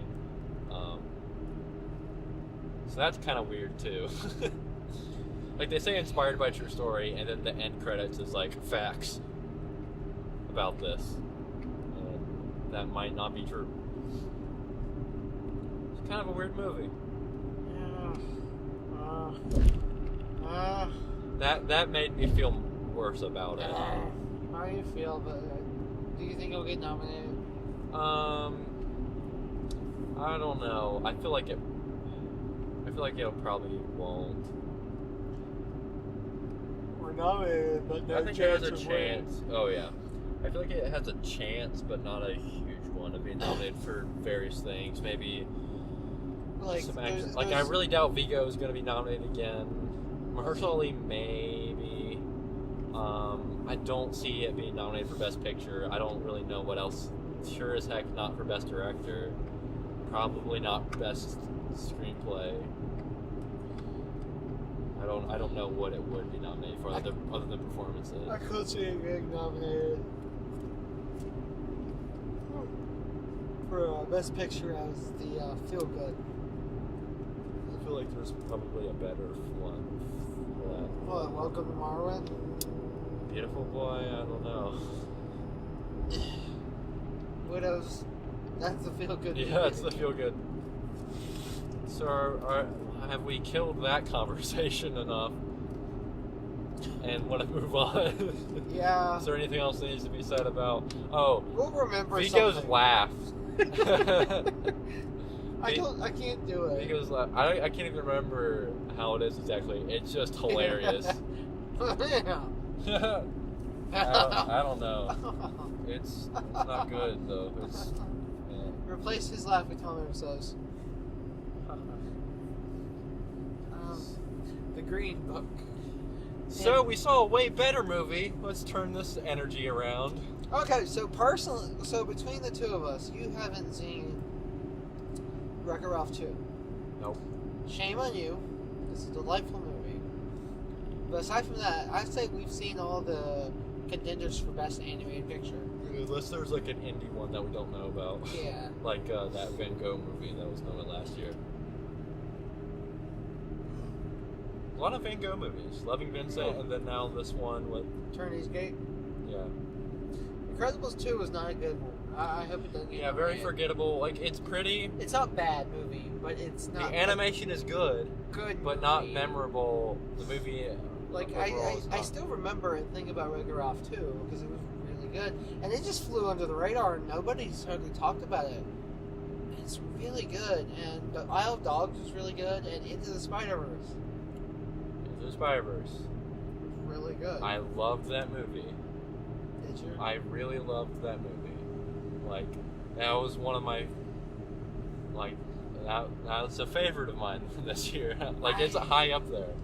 I liked it a lot more than I thought I was going to. I think part of the reason I liked it as much was where I've been playing Spider-Man. Yeah, so yeah. Kind of well, and now, yeah, I mean, it's been a while since I played Spider-Man, but that's the thing is, I said in my my write-up for Spider-Man being on my personal list games, like, the thing that, like, Spider-Man is such a fun video game, like, it's so fun, but the thing that surprised me the most about it was how much it got me to care about the story and about the character of Spider-Man. Because, you know, like we've talked about, I don't really like superhero movies that much, I'm not that into superheroes, let alone Spider-Man, which there aren't many, you know, good Spider-Man entertainment out there as far as movies go and games. Spider-Man 3, it's got that dance. For me to enjoy, like, I saw the Raimi trilogy. I watched about 20-30 minutes of the first Andrew Garfield one, Amazing Spider-Man, and I was like, checked out of that one immediately. But yeah, like, growing up, like, yeah, loved the same Raimi Spider-Man movies. I had got Spider-Man toys. I was really into Spider-Man at the time, but, like, I don't really care about Spider-Man outside of that since I was, like, a little kid. And then Marvel Spider-Man, they wrote a really good story, which, you know, we've brought up some criticisms of on the first half of the podcast. But it was a really good story. It got me really to care about that Spider-Man. I like that. It's my favorite piece of Spider-Man media up until the Spider-Verse.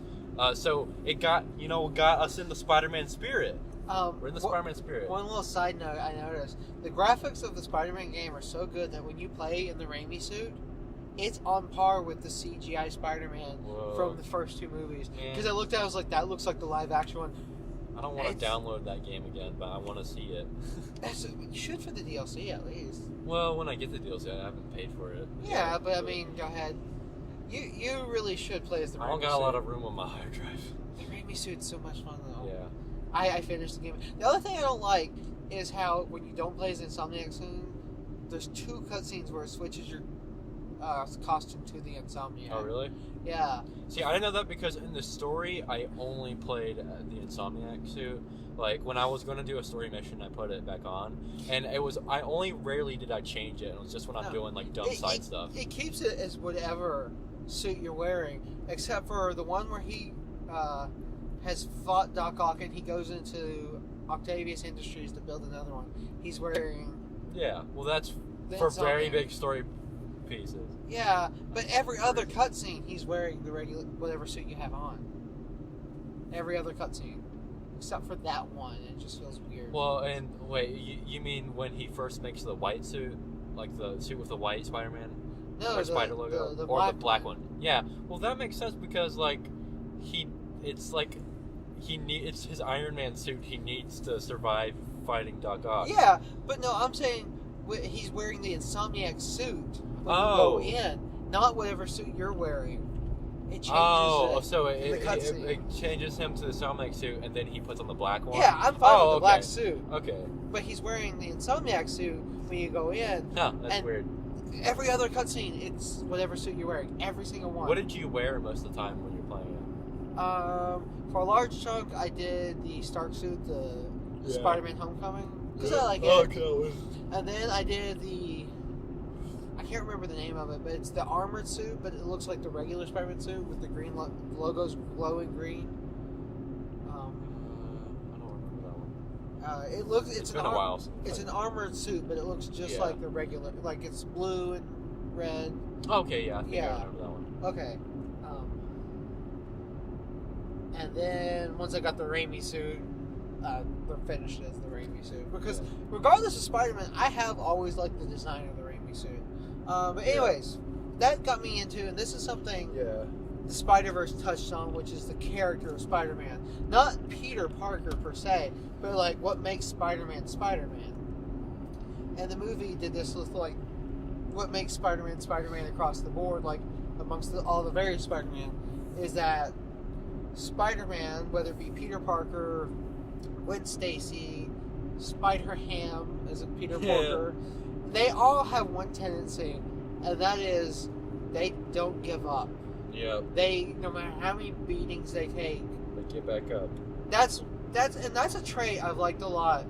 I've come around to my two big superheroes I don't like is Superman and Spider-Man. And recently I've come to kind of really question my stance on Superman because of so much where Superman, and like I used to defend Man of Steel even though I don't like the DC movies because I've seen Superman be, dark and edgy and had no problem with it. But Superman is kind of like and you can still do dark Superman, but he is the beacon of light. He's the like I never give up hope. Superman has the issue where you can't really beat him down that often because he is Superman. Yeah.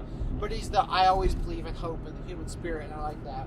And that's where my favorite take on Captain America comes from. That Captain America is the symbol of hope, not because he's American, but because he's the guy that will never stop. He'll never give up, no matter how many times you beat him down, and he always believes in good. And Spider-Man kind of is like that. And I've started like really liking some of the scenes in the game where Spider-Man just keeps getting beaten down and beaten down and beaten down, and you're just like, oh.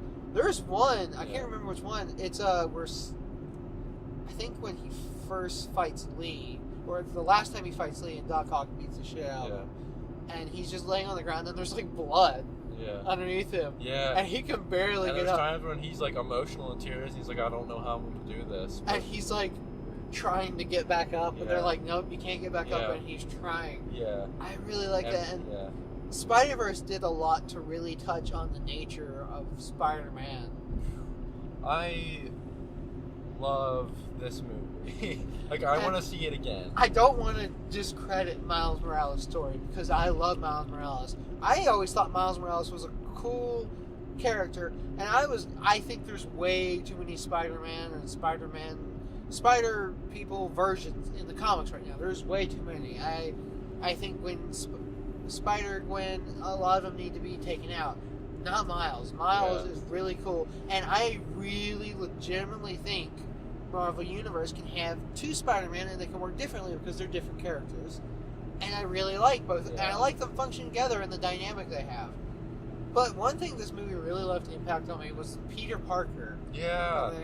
Because Miles has to discover what it means to be Spider-Man, but Peter Parker has to rediscover. Yeah. Because he's Spider-Man, he's been Spider-Man, and he's just like in a slump, and he's gotten really cynical about it all. His life's kind of falling apart. And like he's got a dad bod, and he's wearing sweatpants for a chunk of the movie, and he's just really got to really come to terms with what it means to be Spider-Man. Yeah. Oh, it's so good. This movie is it's like that's the amazing thing about this movie is it's an anime movie, so it's like maybe like not geared towards more, but like kids, young audiences are going to see this. There was a lot of kids. It is so smart.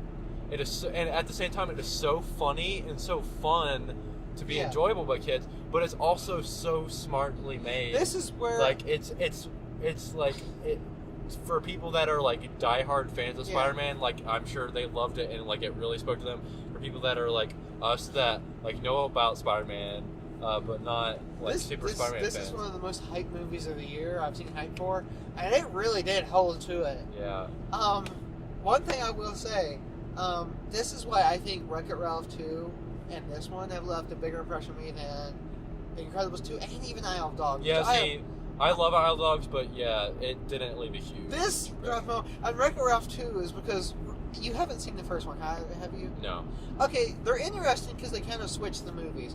Both characters, there's Ralph and then his friend Vanellope von Schweetz, I think is her name, voiced by Sarah Silverman, and Wreck-It Ralph is voiced by John C. Reilly, who is just such a good actor, and everyone overlooks it. He brings so much emotion to that character. But anyways, the first one is Ralph's story, but Vanellope, I can't remember if this POV, gets some character development. Like, she's not just a completely static character. And this one, Ralph has some major character development, but the brunt of it is hers. And the message I love in Wreck-It Ralph 2 is that you can be friends with someone, best friends, and you can be different. You don't have to have the same goals, the same dreams. You can even live apart and still be friends. And it's like taking a stand. And there's even like a line where someone's like, "Don't white knight this."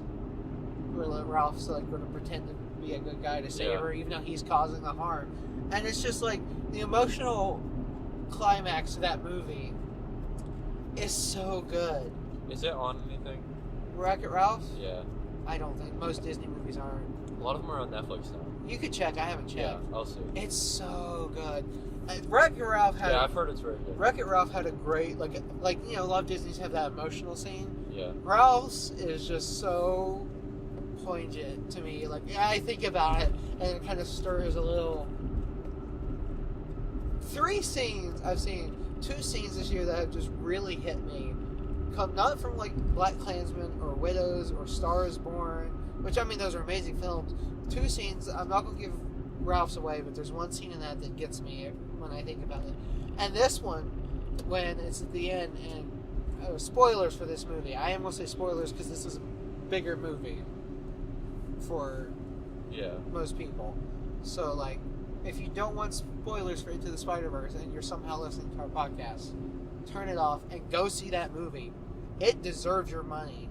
And if you want to see the Green Book or the Mule for whatever reason, go see them, but pay to see Into the Spider-Verse. Yeah. We should have Don't paid. see the Mule though. Yeah. Just don't. We should have paid to see Into the Spider-Verse when we saw the Mule. Yeah. But that's why I was like, maybe we should just go see. I said that before we went to the Mule. I was like, maybe we should just go see Spider-Man. We should have though. I want to see it again already. Anyway, spoilers. Let's get the spoilers. There's one scene, it's towards the end when he's trying to get everyone in. Miles keeps getting beat. He's been beaten down and like taking a really hard blow from Kingpin. And his dad's there. He's like, "Get back up, Spider-Man!" Yeah. And he starts to get back up. And it's not that like his dad's there. That is nothing. Well, no, I mean it was kind of because he hates Spider-Man, and then he's rooting for Spider-Man, not even knowing it's his son. Yeah, but it was just that he learned what it took to be Spider-Man, and that no matter how much you beat down, you get back up. Also, Peter Parker in Miles' universe looks like Captain America. I just need to point that out. What looks like Captain America? Peter Parker in Miles' universe. What about it? Because he's blonde. He looked like Captain America. He looks like Captain. Okay, I thought you were saying they're never mind. No, he looks like Captain America. Yeah, like chiseled and blonde. Yeah, the one that dies. Spoilers. Yeah. Okay. Should we just break down the plot a little bit for context? Well, I mean, maybe just the parts that most stick out to us. Yeah, them killing Peter Parker was a cool moment because in the trailers, you know, you see the older Peter Parker, and you think that's it. You think Miles became Spider-Man in that universe, or they don't really show it up. We'll set it up well, but there was a Spider-Man in his universe. And he's like the perfect Spider-Man, like everything. He's perfect. Yeah. He's successful. Yeah, and his life is great. He's married to MJ. And that was the other thing I loved about that Peter Parker story was it makes so much sense for his character. And that's something like the Insomniac game touched on too, is like as good as he is at being Spider-Man, Peter Parker's life is not together at all. And he just can't do both. So it makes sense that his kind of personal life was falling apart in that Spider-Man, and like he struggles with it so hard, and like he's good at being a hero, but he's hard at being there for MJ like having kids scares him and stuff like that. And I really like that Peter Parker. I want to know, like, I didn't watch any of the Amazing Spider-Man movies, but a friend told me that Spider-Man and his problem with the Andrew Garfield one is that he's just too cool. Yeah, he is. And well put together. Is that true from what you saw? Yeah, and he's not very nerdy and quippy. Like, he doesn't have... There's only one, like, scene out of all the... Like, I watched the video essay on him, too, afterwards. But, yeah, in that movie, there's only one scene where he's, like, kind of quippy, friendly neighborhood Spider-Man. And he's kind of just being a douche. And it's, like, not... It's not charming or, like, endearing. It's just... Tom Holland Spider-Man, I don't know what to make of him. He's okay. Like, he's funny, but Tom Holland's not really awkward. You gotta have the quips. And his life isn't falling apart because that's not a trait of the teenage Spider-Man. Yeah. Because he's living with Aunt May, and he's the teenage Spider-Man, so you can't really judge that because like they would have to wait till he's an adult. Yeah. I mean, Tom Holland's like 24. But anyways, I should rewatch Homecoming with my new appreciated view of Spider-Man. I want to play the game again, though. Let's see. But like, that was the one thing the Sam Raimi movies touched on. Which one? Tobey Maguire's Spider-Man was pretty awkwardly joking. Yeah. Like, he made a lot of dumb jokes. Yeah, there's a lot of hokey jokes. But his life was falling apart. Yeah. Like, there's that running joke in all of them. In all of them, yeah. With the landlord, he's like, "You got my money?" Yeah. And him running late for everything. He can't catch it right. That, like, from what I knew of Spider-Man, like, I've seen so many people lately talking how those movies suck and they got the character completely wrong. But from what I've always known of Spider-Man, like, that's who Spider-Man is. Like, he can't catch a break. He messes everything up. I think the problem with his Spider-Man is that they're saying he is nothing but the awkwardness. Like, there's no charm, charisma. Like, there's no really likability to him, charm at all. It's just kind of, you feel bad for him. Whereas it should be a better balance of both, I think, of him being charming and a cool hero, but then also awkward and making dumb jokes all the time, and when he's uncomfortable especially. Yeah, I just don't remember many jokes from Tom Holland's Spider-Man in anything. I remember one that was in the trailer of oh, so you guys are the Avengers, like the people robbing the place and they're all wearing the masks. I remember that one. That one that was pretty Spider-Man. I'll give him that. That's in the trailer, so the best one, and it's not even a joke from Spider-Man. It's something from Captain America.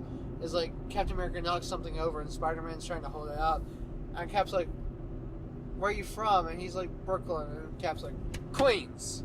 Like, but that was less of like a moment of like, man, he's a good Spider-Man. More like, God damn, Chris Evans, Captain America. I'm gonna be sad when he's gone. He's good.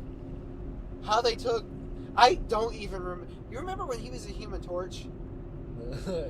Chris Evans? Very vaguely. But that's the thing. Yeah. I didn't love him, but I watched the crap out of his movies. Because that's all we had back then was bad superhero movies. For the most, I mean, there were some good ones, but on the whole. And they took him and they made him, they cast him as Captain America, I guess, like, taking a risk. And he's so perfect, I forget he was the Human Torch.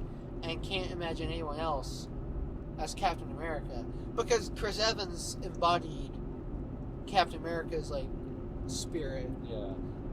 Just a good guy. Like, yeah. Like, I don't know. That's just I love the superheroes, at least recently. I've come to really like the superheroes a lot. That, like, no matter how much they take, they just get back up. Like, Spider-Man even has that trait more than, like, Batman. That's not really a trait you think of Batman as he just keeps getting back up. Yeah. As Batman's just, he's really cool and always prepared and dark. Yeah. More spoilers about Spider-Verse before we end. Kingpin's really big. Yeah, Kingpin's giant. And, like, there's this scene where he's getting out of the limo, and I'm like, wait, how'd he fit in there? Or it's not a limo, it's like an SUV, like one of those black SUVs. Doc Ock's arms were weird. It looked like surgical tubing. Yeah, they weren't that cool. That was the other thing. The villains in this movie were very, like, kind of different looking, kind of unique. Oh, well, not spoilers at all, not talking about the plot at all, but like the big elephant in the room about this movie is that this is the best looking movie I've seen all year. It's one of the best looking movies I've ever seen. It is so gosh darn pretty.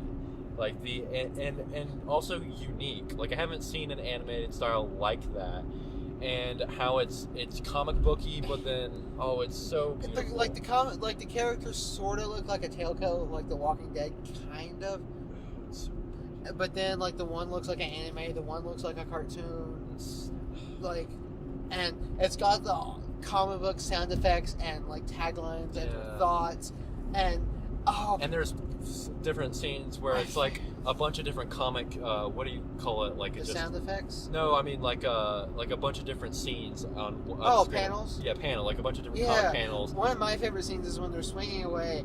There's two famous sound effects in Marvel Comics, and one is Wolverine's the snake. I don't know how it's pronounced, but the that was horrible. I am really sorry. But then the flip. Yeah, the flip. For Spider-Man's web. And when Peter Parker's teaching Miles to swing, he goes, thwip, release. Yeah. Thwip, release. And as he says thwip, flip's appearing on the screen. Yeah. Every time. I was like, There's so much, like, there's so much charm and character and style to it. That's the other thing. It's like it's such a stylish... It's so charming. Like in every frame, like they poured so much into it. They poured love. Oh, I love this movie, and that's the thing is like I'm not like a huge I'm nostalgic for Spider-Man because again the Sam Raimi movies, but like my only exposure to Spider-Man is the Sam Raimi movies, Spider-Man toys. I watched a little bit of the old Spider-Man cartoons when they used to be on like Disney. Oh yeah. Like years ago, like when I was in elementary school. They used to show a lot of those old, like they used to show the X-Men show too. I watched some of those, and then of course the Insomniac Spider-Man game, and I played the Spider-Man game on the PS1. But you didn't play Spider-Man 2 on the PS2? Nope.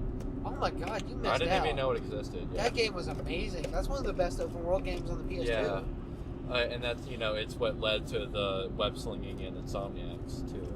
It's got really fun. So Well, that's the thing. That's what people would say was the benchmark. Is Insomniac's going to be better? And then they're like, yeah, it's pretty good. I hated it for about the first 2 hours because it took me a while to get the complete fluidity of it. Yeah. But once it got to where it was fluid, I loved it. Yeah, like it does take a little. Except for the Taskmaster challenges, I swear I could be perfect and graceful and glide over everything. Those are hard. But every time I would do a Taskmaster challenge, I would need to swing around building, slap right into it. Swap. I really enjoy those though, and here's what I really want for the next game is more challenges, and more movement challenges, and to be a better variety of difficulty in those because I feel like the Taskmaster runs really ramped up, like they were really hard. And for there to be a leaderboard, but it has like your friend scores. Because one of my favorite things about that, this is part of why I love it in Spider-Man, is in Just Cause 3, there's all of these movement challenges, like wingsuit challenges and stuff like that. And no matter everything you do in that game, it has a leaderboard attached to it, and it comes up to show where you are. Like it comes up on screen all the time of like where you are with your friends. So like if you like just like you're just exploring the open world and you wingsuit without touching the ground for a certain amount of time and you just topped one of your friends, like high score on that, it'll come up on your screen. And like I want that for Spider-Man and with those challenges, because that's what made those challenges really fun for me in Just Cause 3 was like doing better than my friends.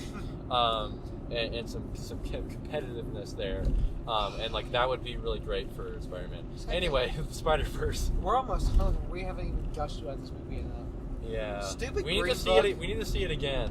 Forget Vice and Beale Street. Let's just see it again and then do another podcast about it. It was go see Wreck-It Ralph 2. I want to say one more thing about Insomniac Spider-Man. I really like Miles in it and his story, like specifically the moment like after Jefferson Davis, spoilers, is killed in that thing, and like there's that moment of him getting away, and then he's really emotional afterwards, and there's a scene of Peter like at their funeral and stuff, and then Peter and them connect a little. I liked that. It just It was hard to get in that character so much because he was in the shittiest part of the game. Him and the MJ parts were just not very fun. Like, whereas the rest of the game is super fun, like, those parts weren't very good. So, like, I'm looking forward to his story in the next game, and he's actually Spider-Man, and you get to play that. Spider-Man Noir. Oh, man. Voiced by Nicolas Cage has got to play Spider-Man and Superman in the same year. That's another thing about this movie is the cast, too, and, like, all of them were big people. We should listen to Spider-Man Christmas album. Yeah. Since it's Christmas time. Yeah, that's it. And, like, Jake, what's his name? Who plays Peter? Jake. Oh, what's his name? So that was the other thing I was going to say was he hasn't really done a lot that I've seen. Like, he's in Tag. He's in that show New Girl. Oh, yeah. I don't know his name, but I know exactly what you're talking about because he's in New Girl. And the character he plays in New Girl is essentially just Peter Parker in this movie. Yeah. He's just gave up. But, like, he's not a lot. He did such a good job as Peter. Jake, what's his name? Who is Spider-Ham? John Mulaney. Who's that? He's a comedian. He's done.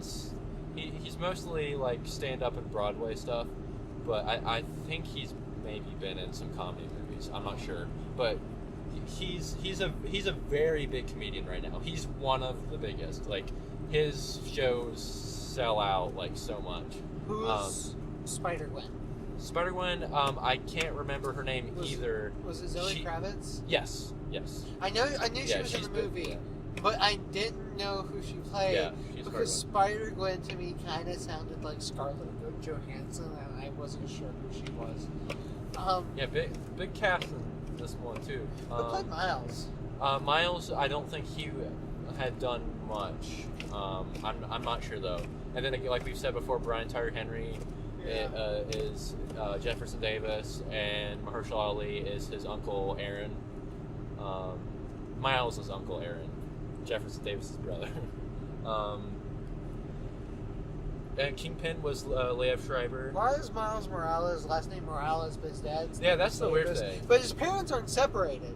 But I think it's because in the game Jefferson Davis dies, so like it's his mom that raised him from that. Is that the case? And I wonder in his origin story. No, his parents are together in this conversation. Yeah, so that's a weird thing. But he was why is his name Morales? His dad's. Maybe they're just like a really progressive family, and he took her name. Except that he goes by Jeff Davis. Yeah, that is a weird thing. I think they just think Morales is a cooler last name. Well, that was in the comics. I think that's just the whole family's name. Isn't Miles Morales? Really? Oh man, this movie is so good. It's so charming. This movie had so much heart. Yeah. I love movies that have a heart. Like it's got all the other stuff. Like the Spider-Man action was great. Like them all swinging around. Yeah. And like that one fight scene in Aunt May's house, like it's all moving all over. Yeah. That was. And the last fight scene was really good. Peter punches Kingpin it's Doc Ock in the face. Then Gwen punches her in the face, and then Miles punches her in the face as they all swing in. I was like, that was great storytelling in the action too. Or like the one Scorpion is. Someone I can't remember if it was Scorpion or not is overwhelming. Was it Spider-Man Noir? Yeah, because he fell, and the one shoots, and then the Penny Parker, the robot, jumps down. And is like, "I've got you," and then she starts getting overwhelmed. Yeah. And the Spider-Ham comes. Yeah, Spider-Ham is so good because the guy's like, "Are you a cartoon?" He's like, "You got a problem with that?" And he's like, I love the sound of the movie in general, but like anytime Spider-Ham does anything, there's like all these cartoony sounds. Like what's that whistle thing that like slide whistle? Yeah, the slide whistle. Like you hear that, like oh, it's so good. And then he says, "That's all, folks." And then Peter's like, "Can he legally say that?" And Spider-Man Noir is great too. Oh my god! Because when you first see him, his jacket is blowing in the wind, and Spider-Man's like, "How is it blowing? We're in a basement." And he goes, "The wind follows wherever I go, or where I go, the wind goes." And then it does his origin a little more, and he goes, "Sometimes I burn matches to my fingers, my hand just to feel something." Oh my gosh, it's so. And the fact you didn't realize It's this. Nicolas Cage. You didn't realize it was Nicolas Cage because I told you he was in the movie afterwards, and you were like, "Who was he?" I was like, "Spider-Man." No, but the fact that it was Nicolas Cage made it so much better for me because I was just matching Nicolas, and he's just like. And then it blew me away with Oscar Isaac Spider-Man, and you're like trying to watch the scene, and I'm just like, that's Oscar Isaac. I'm just freaking out because it's Oscar Isaac. I was trying to see you heard his voice, and I'm just here, I was trying to guess what version of Spider-Man it could be. The one I guessed is the one it turned out to be, because that's the other biggest one, like other than Miles. I did love at the end they had the 60s cartoon, and the meme of the Spider-Man pointing, and it has the Spider-Man 2099, and he's pointing at the other Spider-Man, he's like, who are you? I'm you. I'm Spider-Man. I'm Spider-Man. And they're just, stop pointing at me. Yeah, it was beautiful. What else is there to say? Go see it? Yeah, go see. I want to see it. I want it on Blu-ray so I can just watch it and like look at things and slow it down. Tell you what, here's what we'll do. Oh, if we don't have a good movie come out next week, or for the last episode, we'll go see Into the Spider-Verse again.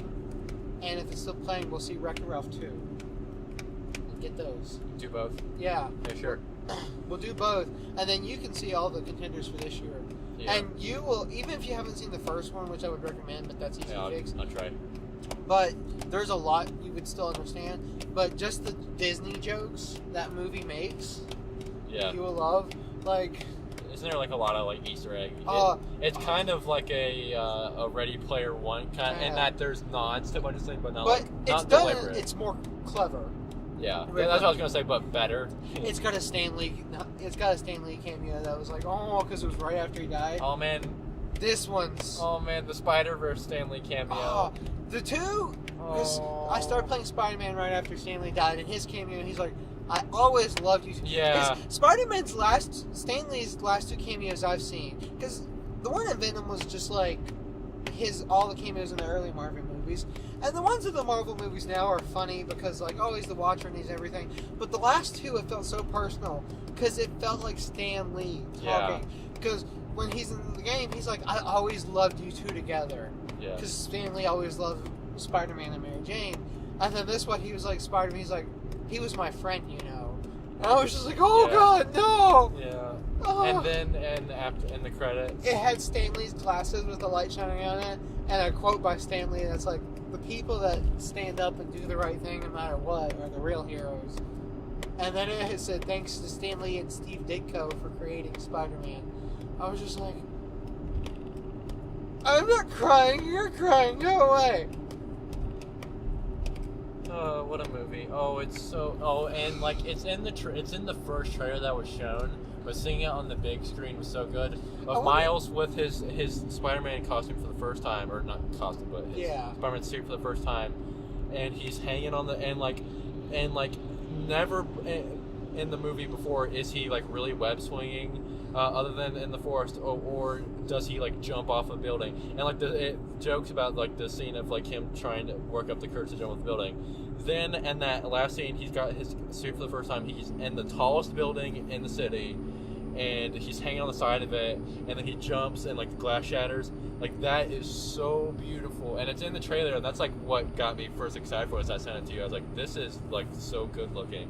And like, but seeing that on the big screen again. When you first saw the trailer, you sent it to me, and you were like, "This looks really good. I want to see this." And I was like, "Meh." And then we started getting closer to the movie, and I was like, "Did you want to see that as our like mainstream movie?" Because we're kind of seem to come off as pretentious with our choices. Well, and we are. And you were like, "Eh."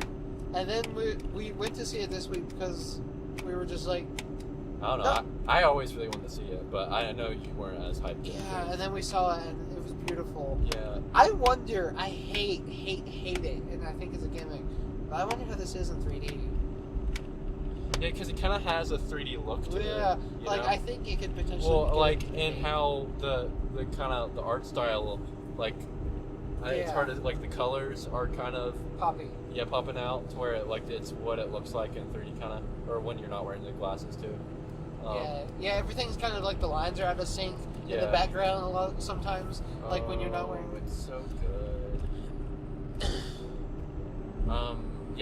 That's generally like one of the most enjoyable movie theater experiences I've had this year. It would never ever happen, but once in a while, even since they created the best animated category, anime movies have still gotten Best Picture a few times. It would never happen because of Spider-Man, but is this animated movie worthy of it?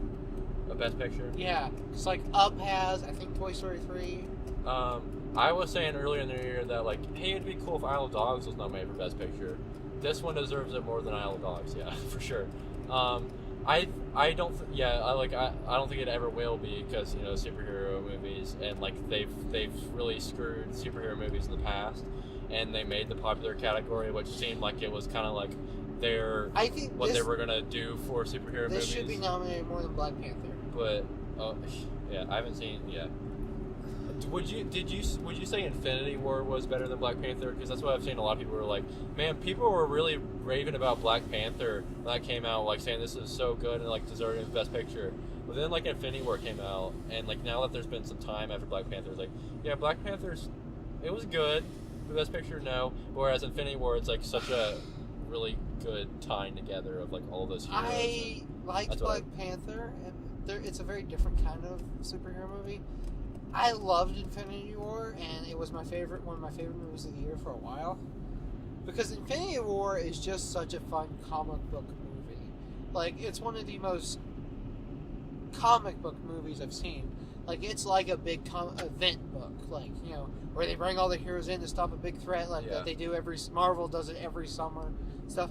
It's like a good one of those, and it's just really fun. It is a really fun movie. Hey. Oh, yeah. But we wanted to talk about Spider-Man more. That's true. It is a really fun movie. Spider-Verse is better. Yeah. But would you say, like, Infinity War deserves to be nominated for things more than Black Panther? Because that's what... And like the podcast I listened to, some people were saying, like... Necessarily, if I were a voting member of the Academy, I would not vote for Infinity War. Really? Like, maybe, like, visual effects and whatnot. Yeah, it's got some good effects, which I think it was on their short list for visual effects. And for visual effects, yeah, sure, give it all of it. For Best Picture, no. Yeah. No. So for Best Actor, no. Would Black Panther be deserving of anything, you think? In my opinion, no. Okay. It held its subject matter well, and it was a good movie. But I think like The Dark Knight and Logan deserve more because they're just better films. Man,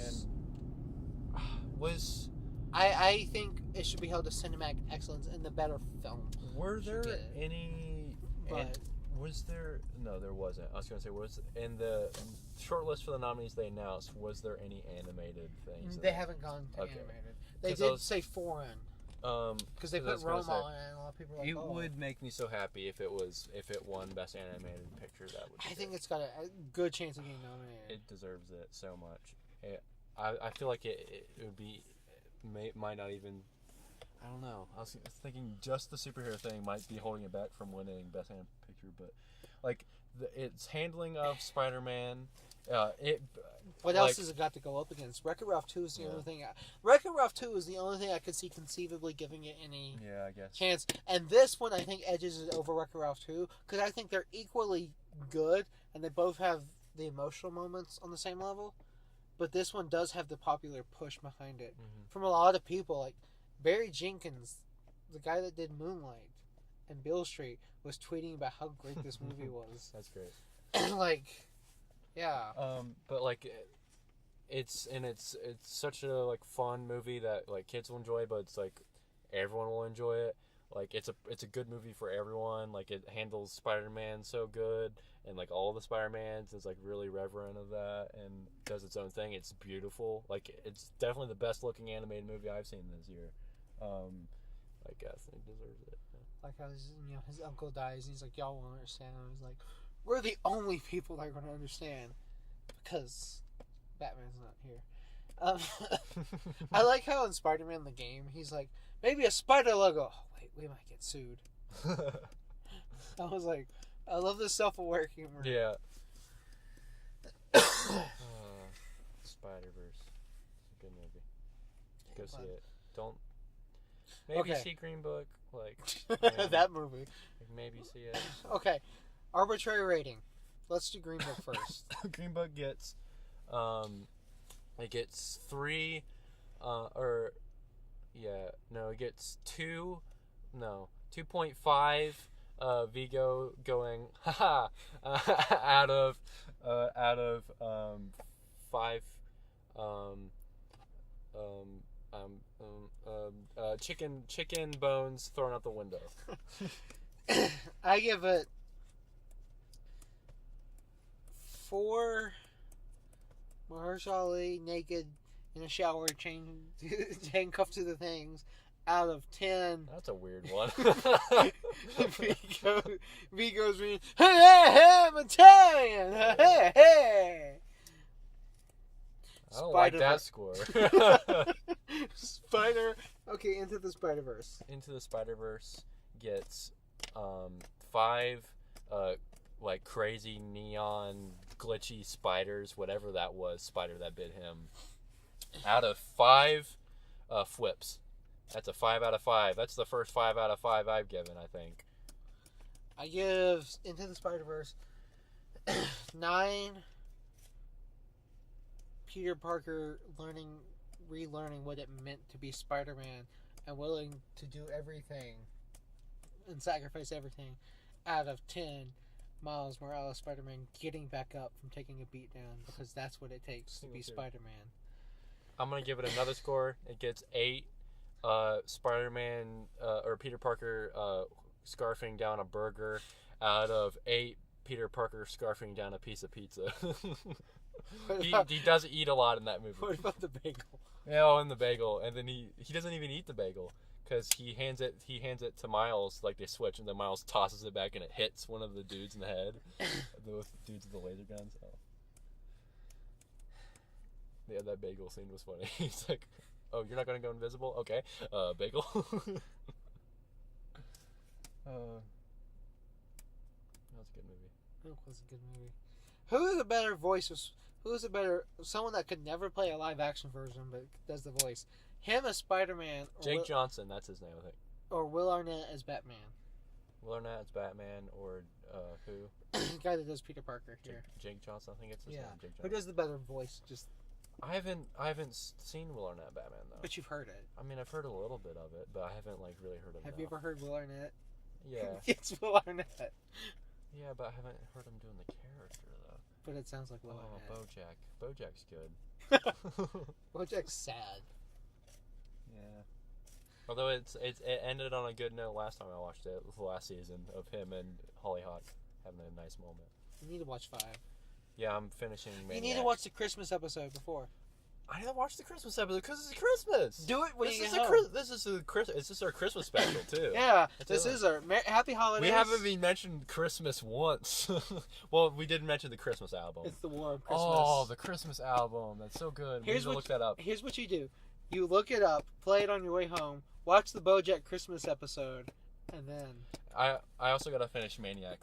I'm finishing Maniac, and then I'll either watch BoJack next, or I might get in the Black Mirror again. Ooh, I should watch White Christmas. That's a good feel good. Yeah, thing to but watch. whatever, you just watch the I'm not gonna watch White Christmas. Watch the BoJack one, because it's just that one episode. You do have to search for it. It's not with the rest of the show. Yeah, but it's 20 minutes. Yeah. So I'll watch it.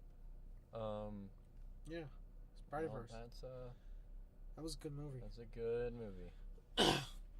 Oh, yeah. Not as good as Venom, though. Cut it.